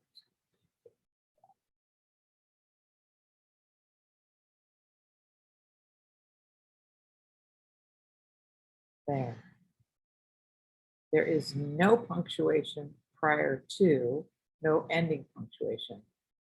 The open. So this is an open parenthesis. This is a closed parenthesis. Okay. So the period goes there because this all is considered part of the sentence. Really important to understand that. Now I'm going to say that again. This is considered part of the sentence. Therefore, the period goes there. For most English instructors, that's going to be a speed bump if you don't get it right. Okay. A lot of other instructors won't know. Okay, here's the 3/4 rule. Research papers need 3/4 your voice followed by support. So if you have 4 quotations, 4 in-text citations in a 10-sentence paragraph, you have been run over by your expert witness. And that's not what you want to do. You want to make sure that this is about you and your piece. So if I'm, for example, I'm going to go back to the Oculus, is what I'm talking about. The Oculus Quest 2 is a new virtual reality goggles that have taken the world by storm. It's going to change everything we know about everything, including education, if we allow it. So if I'm talking about why this is such a great thing, I'm going to give a lot of different examples. But one of the biggest examples I'm going to use is my oldest friend. She's, again, I've known her for 56 years. She got black mold poisoning and has fibromyalgia and some other, I mean, she's a mess. And her blood pressure is super, super high. She's been on the goggles now for 3 months. And she spends most of her time in there fishing. And when you land in the game, you're in your own lodge, fishing lodge on the water, so it overlooks the water. And there's rocking chairs that you can sit in. And you can set I always have mine at sunset because it's so pretty. So the water, you can hear the water lapping up against the boat. So when you're not fishing, a lot of times people just sit there because it's so peaceful. But even when you are fishing, depending where you go, you land in the back of a boat and you look around and you can see that, it's sometimes it's gorgeous. Sometimes you're in a bay. So you can see there's a bridge going by and you can see all the cars that are driving by it. And she's been fishing. Well, 2 weeks ago, she went to the doctor just for an annual checkup. The doctor goes, "What have you been doing?" And Dory said, "Well, not much. I'm just walking my dog and you know, playing my Oculus. He goes, what are you playing? And she said, well, I fish. I know it sounds really weird because she's not a fisherman. Neither am I. I fish. I love the fishing game. And it's very realistic and it's super, super fun. And he goes, hey, talk to me about this fishing. She said, well, I've gotten pretty good at it. I'm now at the expert level. And so you have a different rod and reel. And what's really fun about it is when you catch a pretty fish, you can keep it because you have a wall-to-wall aquarium for your freshwater fish. So if you get this really beautiful fish, you're like, oh, I don't want to, if I throw it back, I get credit. If I keep it, I get money. So you keep it.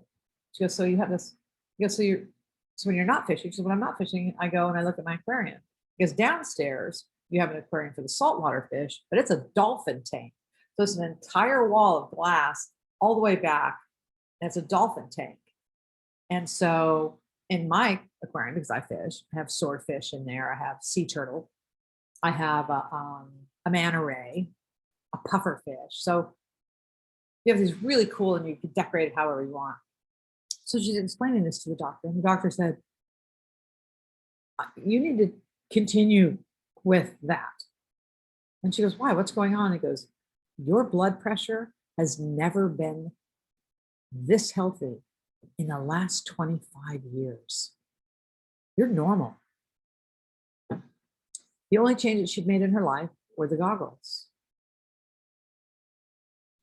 So I would want to explain that, certainly not tell that whole story, but explain that, and then have some evidence about what happens to us physiologically when we're fishing, whether it's real life or virtual.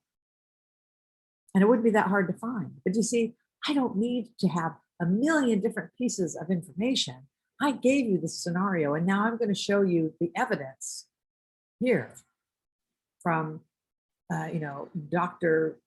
Ghiberti from the Mayo Clinic, who says, I've studied, or, again, studies are always good because then it's not just somebody's opinion.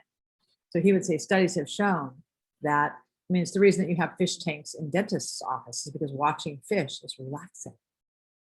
We have 2 different tanks to look at, plus the act of fishing. So you come in with one piece of information that's going to wow me. And what is that one piece of information? Studies have shown that the act of fishing reduces high blood pressure by X amount. There were, 5,000 people in this study. And okay, wow. I know it to be true for my friend, but now you got to prove it. That's the 3/4, 1/4 rule. And if you have the right evidence, you don't need to have 4 or 5 or 6 pieces of evidence in there. I needed a study that shows what happens when we fish. Because I can tell you right now, it may very well have saved my friend's life. When I go on to play, I play poker and I shoot zombies. She's fishing. It's a great thing. So 3/4 your voice, followed by 1/4 support and evidence. Again, make every quote count. To put a quote in there that just says almost basically what you just said is a waste of time. It shouldn't just be there because, oh, I need to cite this. If I tell you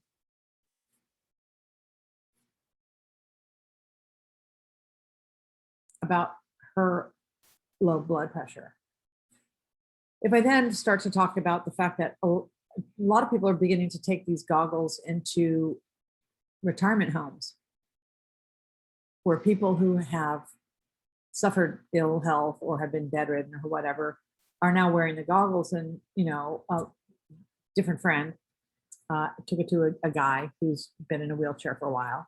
And he used to travel all over the world.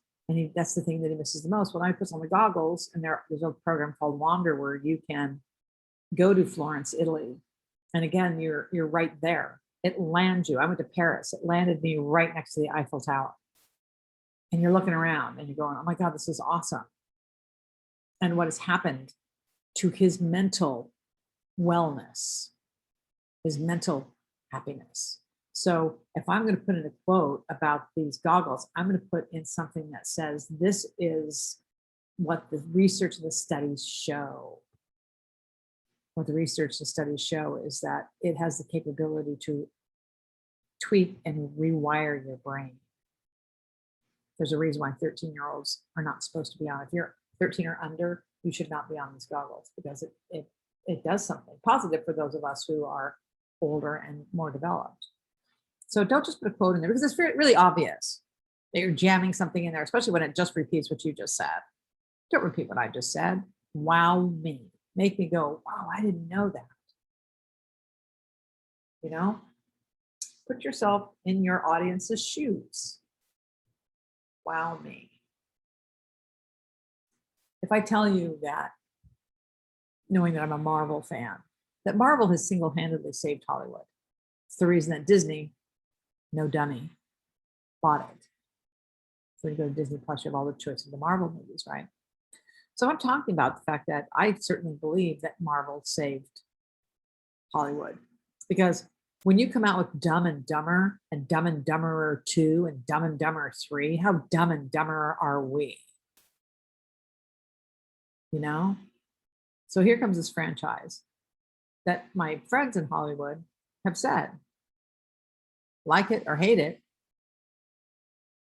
that Marvel, we're not quite sure that Hollywood would have made it. Now, what I need is data that's going to show me how many billions of dollars the Marvel franchise has made. Because that's a statistic and a fact, not an opinion. I'm telling you, Marvel saved Hollywood. The facts say, here's the billions of dollars that Marvel has made in the last worldwide. You can break it down if you want to, but that's a wowing quote. Wow me with your quote. Show me that you did more than just pluck out anything to put in there as an in-text citation. Give me something that makes me impressed, because remember what happens when I'm impressed? Remember the chemicals. Remember the chemicals in your brain, right? What's happening when you wow me? Endorphins, and I'm like, ooh, happiness happens up there. That's what you're looking for. That's your goal. We've talked about Purdue Online Writing Lab. This should be your go-to if you ever have any questions. It is the go-to that everybody goes to. If you have any questions, there it is.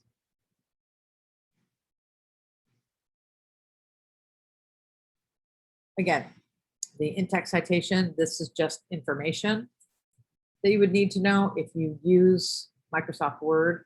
And again, you've heard from the librarian who's like, oh, there's something wrong. It's not, you know what, it's about proofreading, okay?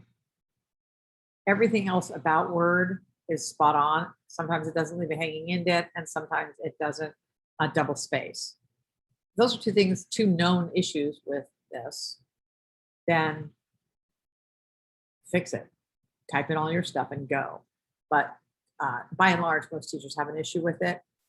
Look, if you have one or two things wrong with your works cited sheet, who cares? As long as visually it looks like you've done it correctly, I guarantee you teachers are going to skim right over that stuff. We don't look at that stuff with a fine-tooth comb. Why? Because you will never use it again. I want you to be able to have an opinion and support it. That you'll use again. I want you to be able to write a paper in which there's critical thinking, because that you will use again. I have a bachelor's in English and a master's in literature. I've never been asked to do a works cited sheet since I've been out of college for 30-something years. Oh, shit. Yeah, 40. Beep. So let's be real here. I believe that a teacher's purpose is to give you information, facts, data, and tools that you will use beyond this moment. Use Microsoft Works Cited Sheet as a tool. Why? If you really want to spend time learning where the date goes, what's italicized, what's capitalized, what's alphabetized. I think the answer to that would be no. If you do, good for you. You know more than I do.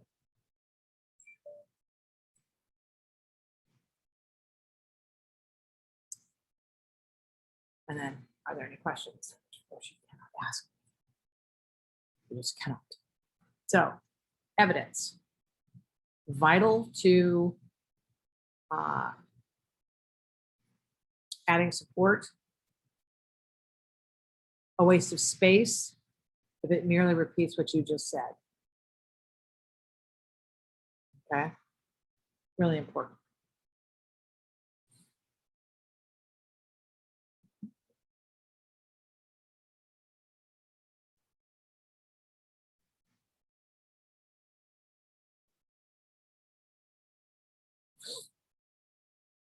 Again, the checklist, you should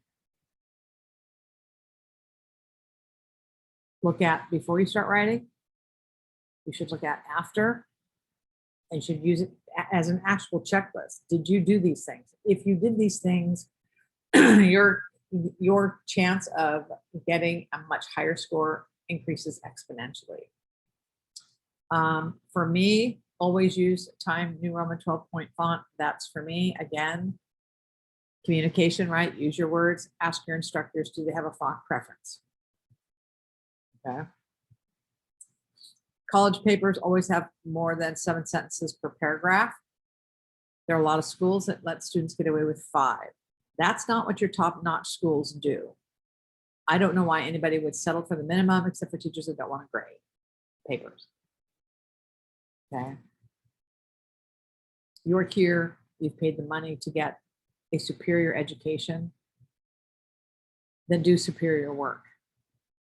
Always have more than 7 sentences per paragraph. In my class, this would be a question that you would ask your instructor. Now, I used to be incredibly, it would make students crazy when they would say, how long does it have to be? I would always answer long enough to do it justice, which means long enough to develop that thought. A paragraph is a thought that you are going to have this thought, you're going to have evidence, and then you're going to have another thought, which is your next paragraph. It needs to be a complete thought. Okay. One space after a period, always ask your instructor, do you have a preference as to how many spaces after a period? These are all good questions. Okay. Never have quotes or evidence or questions.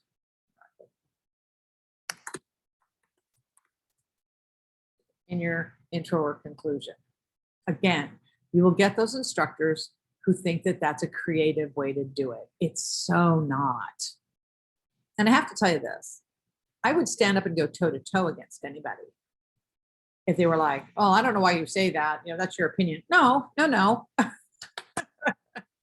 I have sources that show you college education is different than high school. High school teachers think it's kitschy and fun to start off with a quote. It's not.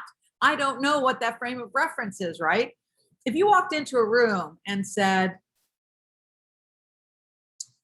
John Adams once said that every democracy eventually commits suicide. Everybody in the room is going to look at you like, okay, where are we going with this? I don't have an idea. Don't start. It makes sense, right? It's common sense. If you walked into a room saying that, no one in the room is going to just jump on that and go, well, let's have an argument. Let's have a debate. We're all going to go, did you just smoke some weed? I mean, what happened here? Because there's no frame of reference. There's no context. So the idea of starting out with a quote is stupid and incorrect. And if you think I haven't been in many arguments around this in faculty meetings, oh yeah, I have. Have I lost any of those arguments? No, because just the scenario I gave you, when I open up your paper, you've just walked into my dining room. If you throw out a quote out of context, I'm already confused. Is that where you want me to be? Is that really where you want your audience to be when I'm grading your paper, is to wonder what the heck this is about. Is that really the space, the headspace that you want your professor to be in? I think we know the answer to that question, and it's, oh, hell no. Always introduce your quotes. Always introduce your evidence. Again, let me give you another example. If I'm an attorney, because we're talking about how writing a paper is like the courtroom drama. If I take out a bloody machete and I lay it in front of the jury, they're going to go, what's this? Is this the murder weapon? Okay, this must be the murder weapon. So now they're making guesses, right? Now they're guessing. Well, guess what? That bloody machete is what the person who was killed used to defend themselves. Guess what? All your questioning was wrong. This is slid off the plate. They don't do that. They don't just take something and flop it down and hope that somebody figures out what it is. Don't do that to your papers.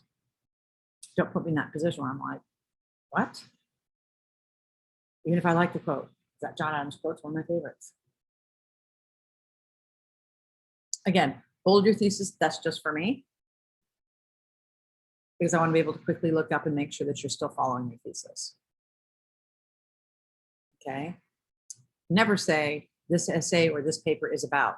Don't tell me what you're going to tell me. Just tell me. Just get going. Right? Don't waste our time. Do not use I, you, me, they, we, or us. You do have a section in this paper where you do that, but that is not part of the actual research paper. So it's like you have this research paper and then you have the other ancillary information, which that's fine. And by the way, be honest about that for me. Don't blow smoke up my hiney. Answer the question. You're like, look, I waited until the last night to get this done. It was my best work because my dog was sick, and okay, there we go.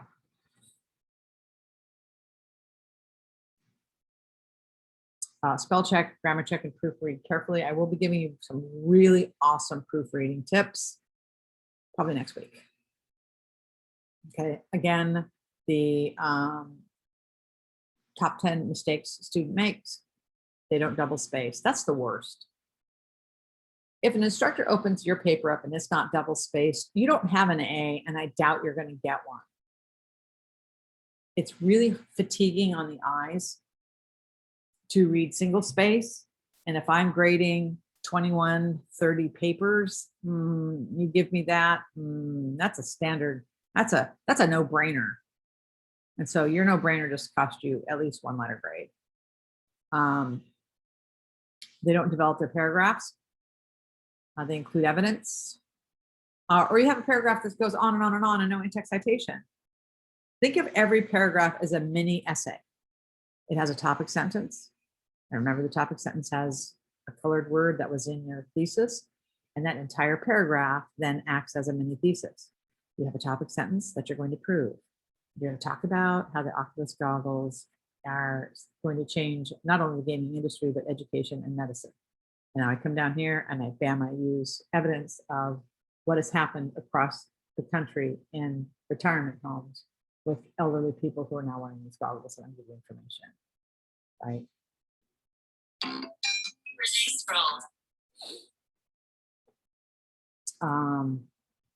They don't have a creative title or great first line. Creative title, important. Pique your instructor's interest. Make me go, ooh, what's this about? Ooh, this looks interesting. You have to remember the human. And I have given this lecture a number of times in a classroom class. Remember that there's a human here on the other end of cyberspace. What would you want to read if you were me? Research paper? Is that going to really float your boat? Is that going to really get you going where you're like, oh, I can hardly wait? Or something funny or intriguing or interesting or dark?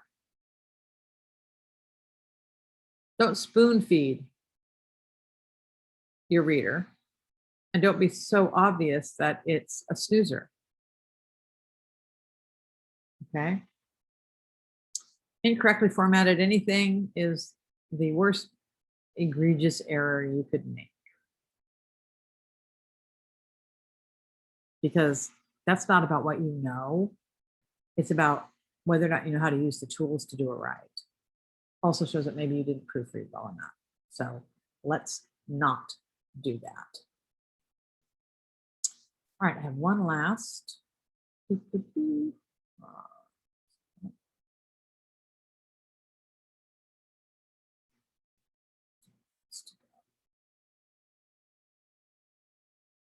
Smaller.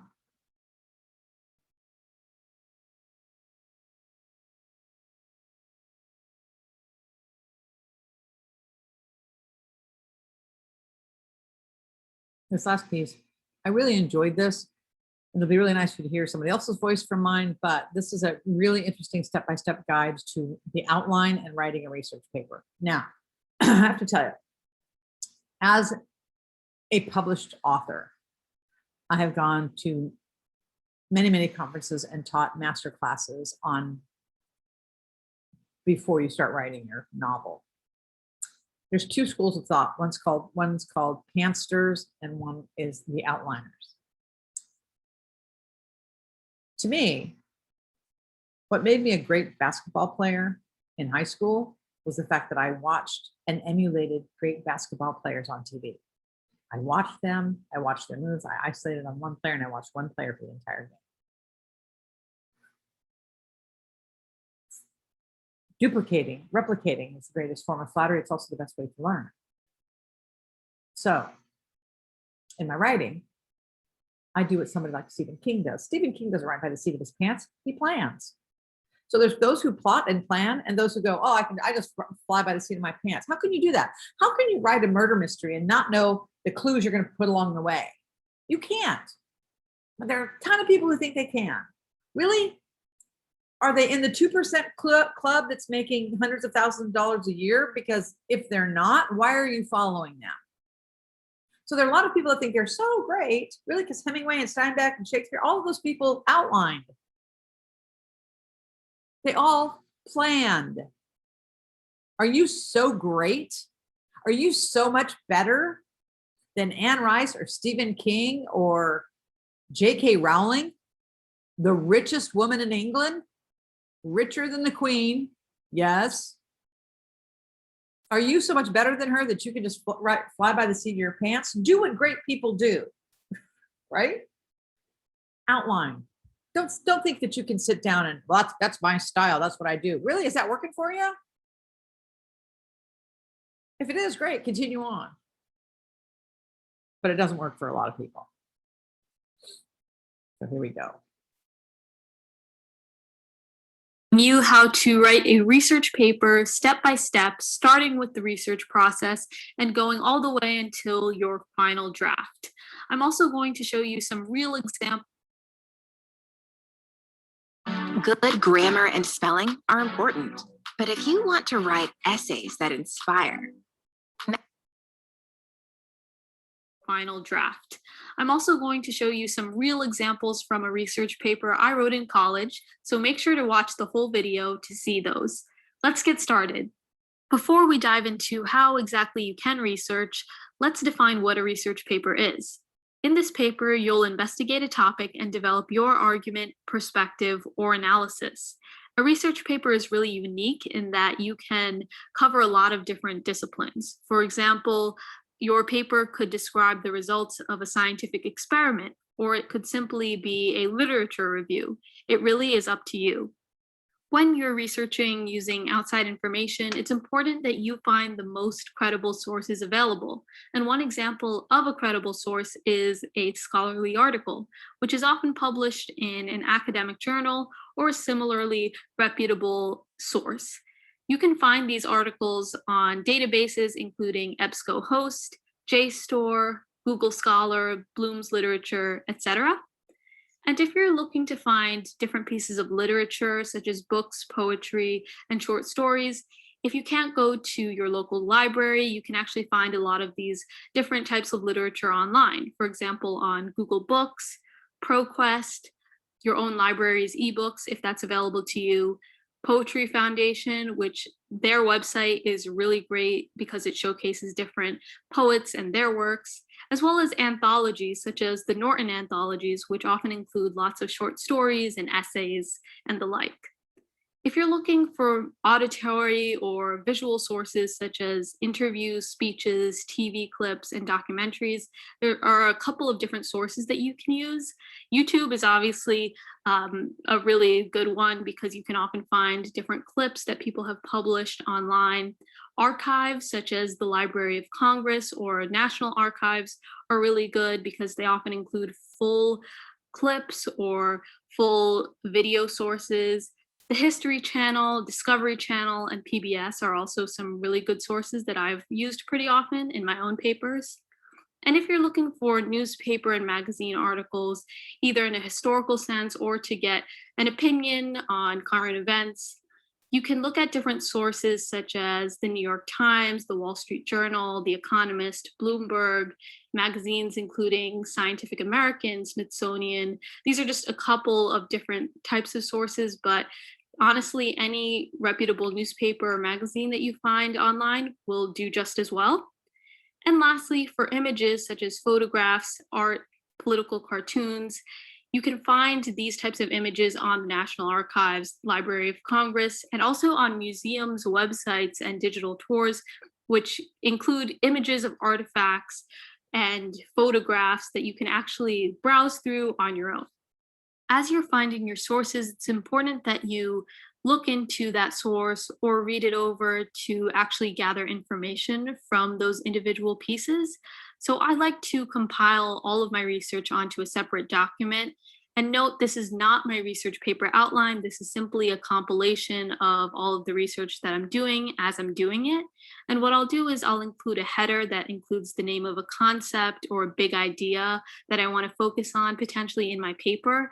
And under that header, I will include the citation of the source in whatever style I'm using, such as MLA or APA. And what I like to do is to cite the source immediately as soon as I find it. And that's because I don't want to waste time going back at the end of my paper and trying to find all my sources and cite them. Instead, if you cite them as you go along, it'll save a lot of time for you in the long run. And under each source citation, I'll include a brief description of that source, especially if I'm planning to write an annotated bibliography. And I'll include quotes and paraphrased content, including page citations or page numbers, so that I can look back at those pieces of information and potentially draw from them in my research paper. And I'll also jot down a couple of notes on those quotes or on those excerpts to think of my own analysis. And I'll keep repeating this for different concepts and different sources until I have a really comprehensive research document. So now let's look at my own paper, which I'm going to be showing you some samples of in this video. For one of my college classes, I wrote a research paper comparing the factors that led to the successes of President John F. Kennedy in the 1960 presidential election and President Barack Obama in the 2008 presidential election. So let's see how I went about going to write this paper. After conducting research using a lot of the different types of sources that I described earlier and compiling my research, I drafted my thesis. I've included my thesis right here, and this is the actual thesis I wrote for my research paper. So let's read it over and break down how exactly I wrote it. Here it is. As reform-minded religious and racial minorities, Kennedy and Obama respectively tried to temper their progressive images with appeals to traditional American values. Although they sought the counsel of experienced members of the establishment, including their own vice presidential picks, both candidates also used revolutionary campaign tactics that capitalized on technological innovations. Moreover, their relative inexperience, youth, and initial lack of a nationwide following encouraged Kennedy and Obama to reach out to Americans of diverse political ideologies. First off, I started by introducing the two central candidates. I explained that they were reform-minded religious and racial minorities, since Kennedy was the first Catholic president and Obama was the first Black president. But notice how I didn't actually refer to them as President Kennedy and President Obama, because in the context in which I was writing this paper, I was talking about them as candidates, as senators. So they weren't actually president yet, because I'm talking about them as they were campaigning to be presidents eventually. After this, I've included a debatable claim, which is that I stated that they tried to temper their progressive images with appeals to traditional American values. In this claim, I'm trying to show this tension between convention and change, and how both of these candidates tried to leverage that tension to create an image that was broadly appealing to Americans. Then after that, I've included multiple comparisons or parallels between the two candidates. I have stated that they both sought the counsel of experienced members of the establishment. They both used revolutionary campaign tactics. And then I've included some more comparisons stating how they were relatively inexperienced, young, and didn't initially have a following. And these are just a bunch of different types of comparisons. And after stating all of these comparisons side by side, I wanted to explain the importance, the so what, or the consequence of these similarities. And what my ultimate conclusion was that these similarities allowed both candidates to reach out to Americans of diverse political ideologies. Once we've drafted our thesis, it's time to outline. Let's ask ourselves a couple of questions first. How long do we want our paper to be? Do we have a required page amount that our professor has given us, or is it really up to us? And also, what information will we prioritize? With all the research that we've done, it's pretty impossible to include all of that in a single paper, so we want to make sure that we prioritize the most important pieces of information and make sure that we include that in our paper. What sections are we going to have in our paper? Will we have sections such as an abstract, introduction, methodology, literature review, discussion, and conclusion? Or are we just going to separate the paper into sections based on topic or big idea? Also, let's estimate how long each section will be so that we make sure we hit a target amount of pages. And lastly, what style are we going to use? Will it be APA, MLA, Chicago, or any other type of style? And also, we want to figure out how we are going to include quotes. Will we include block quotes or just integrate it directly into the paper? And will we cite the quotes using parenthetical citations, or are we going to include footnotes or endnotes? And how exactly are we going to structure our bibliography? Once we've answered all of these different questions, we'll be more than ready to start outlining. Now let's see how I outline specific parts of my research paper. I started out with my introduction, and I included some background information on Senators Kennedy and Obama before they became president. But note that the purpose of my paper was not to provide biographies of these two candidates. Rather, I was hoping to analyze their campaigns and the factors leading to their success. And after I included this information, I put my thesis in my introductory paragraph outline. I also divided my paper based on specific topics, including presidential debates, foreign policy, domestic policy, and innovative campaign tactics. And under innovative campaign tactics, you can see that I start out outlining every single paragraph with my topic sentence. This topic sentence says, on the campaign trail, John F. Kennedy leveraged polling methods and his own celebrity status to gain more support in an increasingly connected world. So here I'm introducing the different claims that I want to talk about in this paragraph by stating those two tactics I'm going to focus on, which are polling methods and this idea of celebrity status. And I'm also explaining themes that I want to describe, including globalization and communication. And there's really no right or wrong way to structure your outline. Some people like a little bit more structure. Some people prefer not to write too much, but I find that the typical format of claim, evidence, and analysis is really reliable, and you don't necessarily always have to stick to it. I usually include 3 to 5 claims in my paragraphs, but again, it's really up to you. This outline is very flexible. You can see here that I've layered my claims, evidence, and analysis. Under my evidence part, I sometimes include statistics, and you can see that in this statistic here, I've included the name of the author. in parentheses where this source came from, where this statistic came from. I actually used footnotes to cite my sources in my paper, but I just included the author's name so that I knew that I would have to include a footnote when I referenced this statistic. And if we look down here, I've also included, as an example of evidence, an excerpt from an article from Esquire.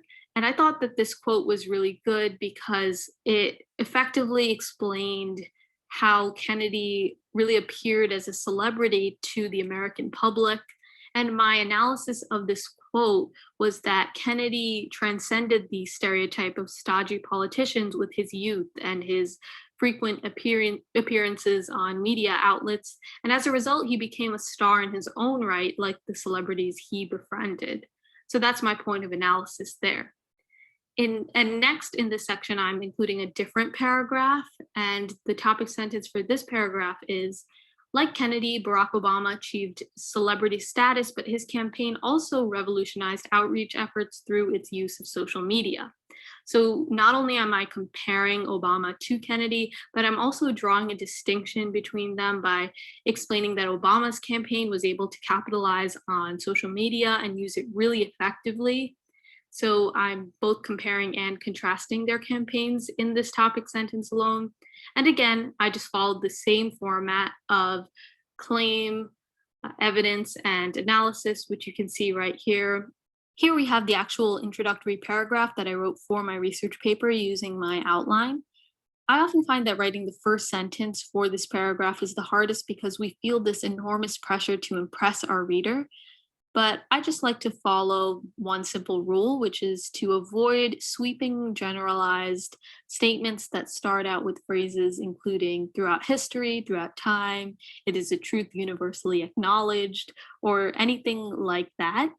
Instead, I began by drawing some parallels between the 2008 and 1960 elections. I stated that candidates would have to face economic recessions, ongoing global conflicts, and civil rights struggles. And in the midst of all of this, two young Democrats stepped forward as the new faces of their party. So this last phrase is meant to pique the reader's curiosity, make them ask, who exactly are these two candidates? And I went straight into describing who John F. Kennedy and Barack Obama were. I drew some more parallels between their careers and personalities, explained who their opponents were, and ultimately just stated how these two candidates defeated expectations through their revolutionary campaigns. And from there, I just wrote my thesis. So this introduction is very straightforward, less than a page. And the most important thing to keep in mind is to make your introduction very clear and concise and to the point. Now let's look at how to write your paper and cite your sources. I know we just looked at our introductory paragraph, but there are a lot of different ways you can write an introduction. In general, you'll provide background information, explain your topic, offer a roadmap for the rest of your paper, and provide a clear, debatable thesis. And I know we looked at my own thesis statement, but there are a million different ways to write a thesis statement. You can do what I did, which is describe an argument, or you can explain your original discoveries, which you might have found through original research, shed light on a previously overlooked issue, examine the topic through a new lens, or anything else that you feel is appropriate for your paper. When it comes to the body of the paper, you want to make sure that you're avoiding reciting information that you found. Instead, you want to construct a line of reasoning. So you'll state claims that you found based on your own research and back them up with evidence that might include quotes, paraphrasing, statistics, excerpts, images, and graphs. And you'll evaluate that evidence in your commentary or your analysis. And again, this paper does not have to follow a specific structure, but as long as you are backing up everything that you're saying with evidence and analysis, you'll be fine. And lastly, in your conclusion, you want to avoid summarizing your whole paper because chances are your reader has just read the whole thing and doesn't really want to read a regurgitation of what the paper is. Instead, you just want to answer a couple of questions, which are, why are my findings important? and what should the reader take away from the paper. You can also include limitations of your research or other potential paths that you could take in the future if that's something that applies to your paper. And ultimately, maybe even offer some food for thought. Leave the reader thinking about a question or an idea or an insight that will make them continue thinking about your topic even as they go about their day or finish reading your paper. To cite your sources, there are a couple of resources that you can use. I like to plug the name of the source or the link directly into two websites, which are Citation Machine and EasyBib. You just might have to check over your citations to make sure that you're following all of the guidelines of the style that you're using. If you want to cite your sources by hand, Purdue OWL is a great resource that I highly recommend for that. In general, when you're writing a works cited or an annotated bibliography, you want to keep it double spaced, put it in alphabetical order, and make sure that you indent the second line of your citation and onward. If you'd like to see an example of what this looks like, I highly suggest that you check out my video on how to write an annotated bibliography step by step. I'll put a link to that in the description below. I hope you all enjoyed this video. Comment down below with your own research paper topics or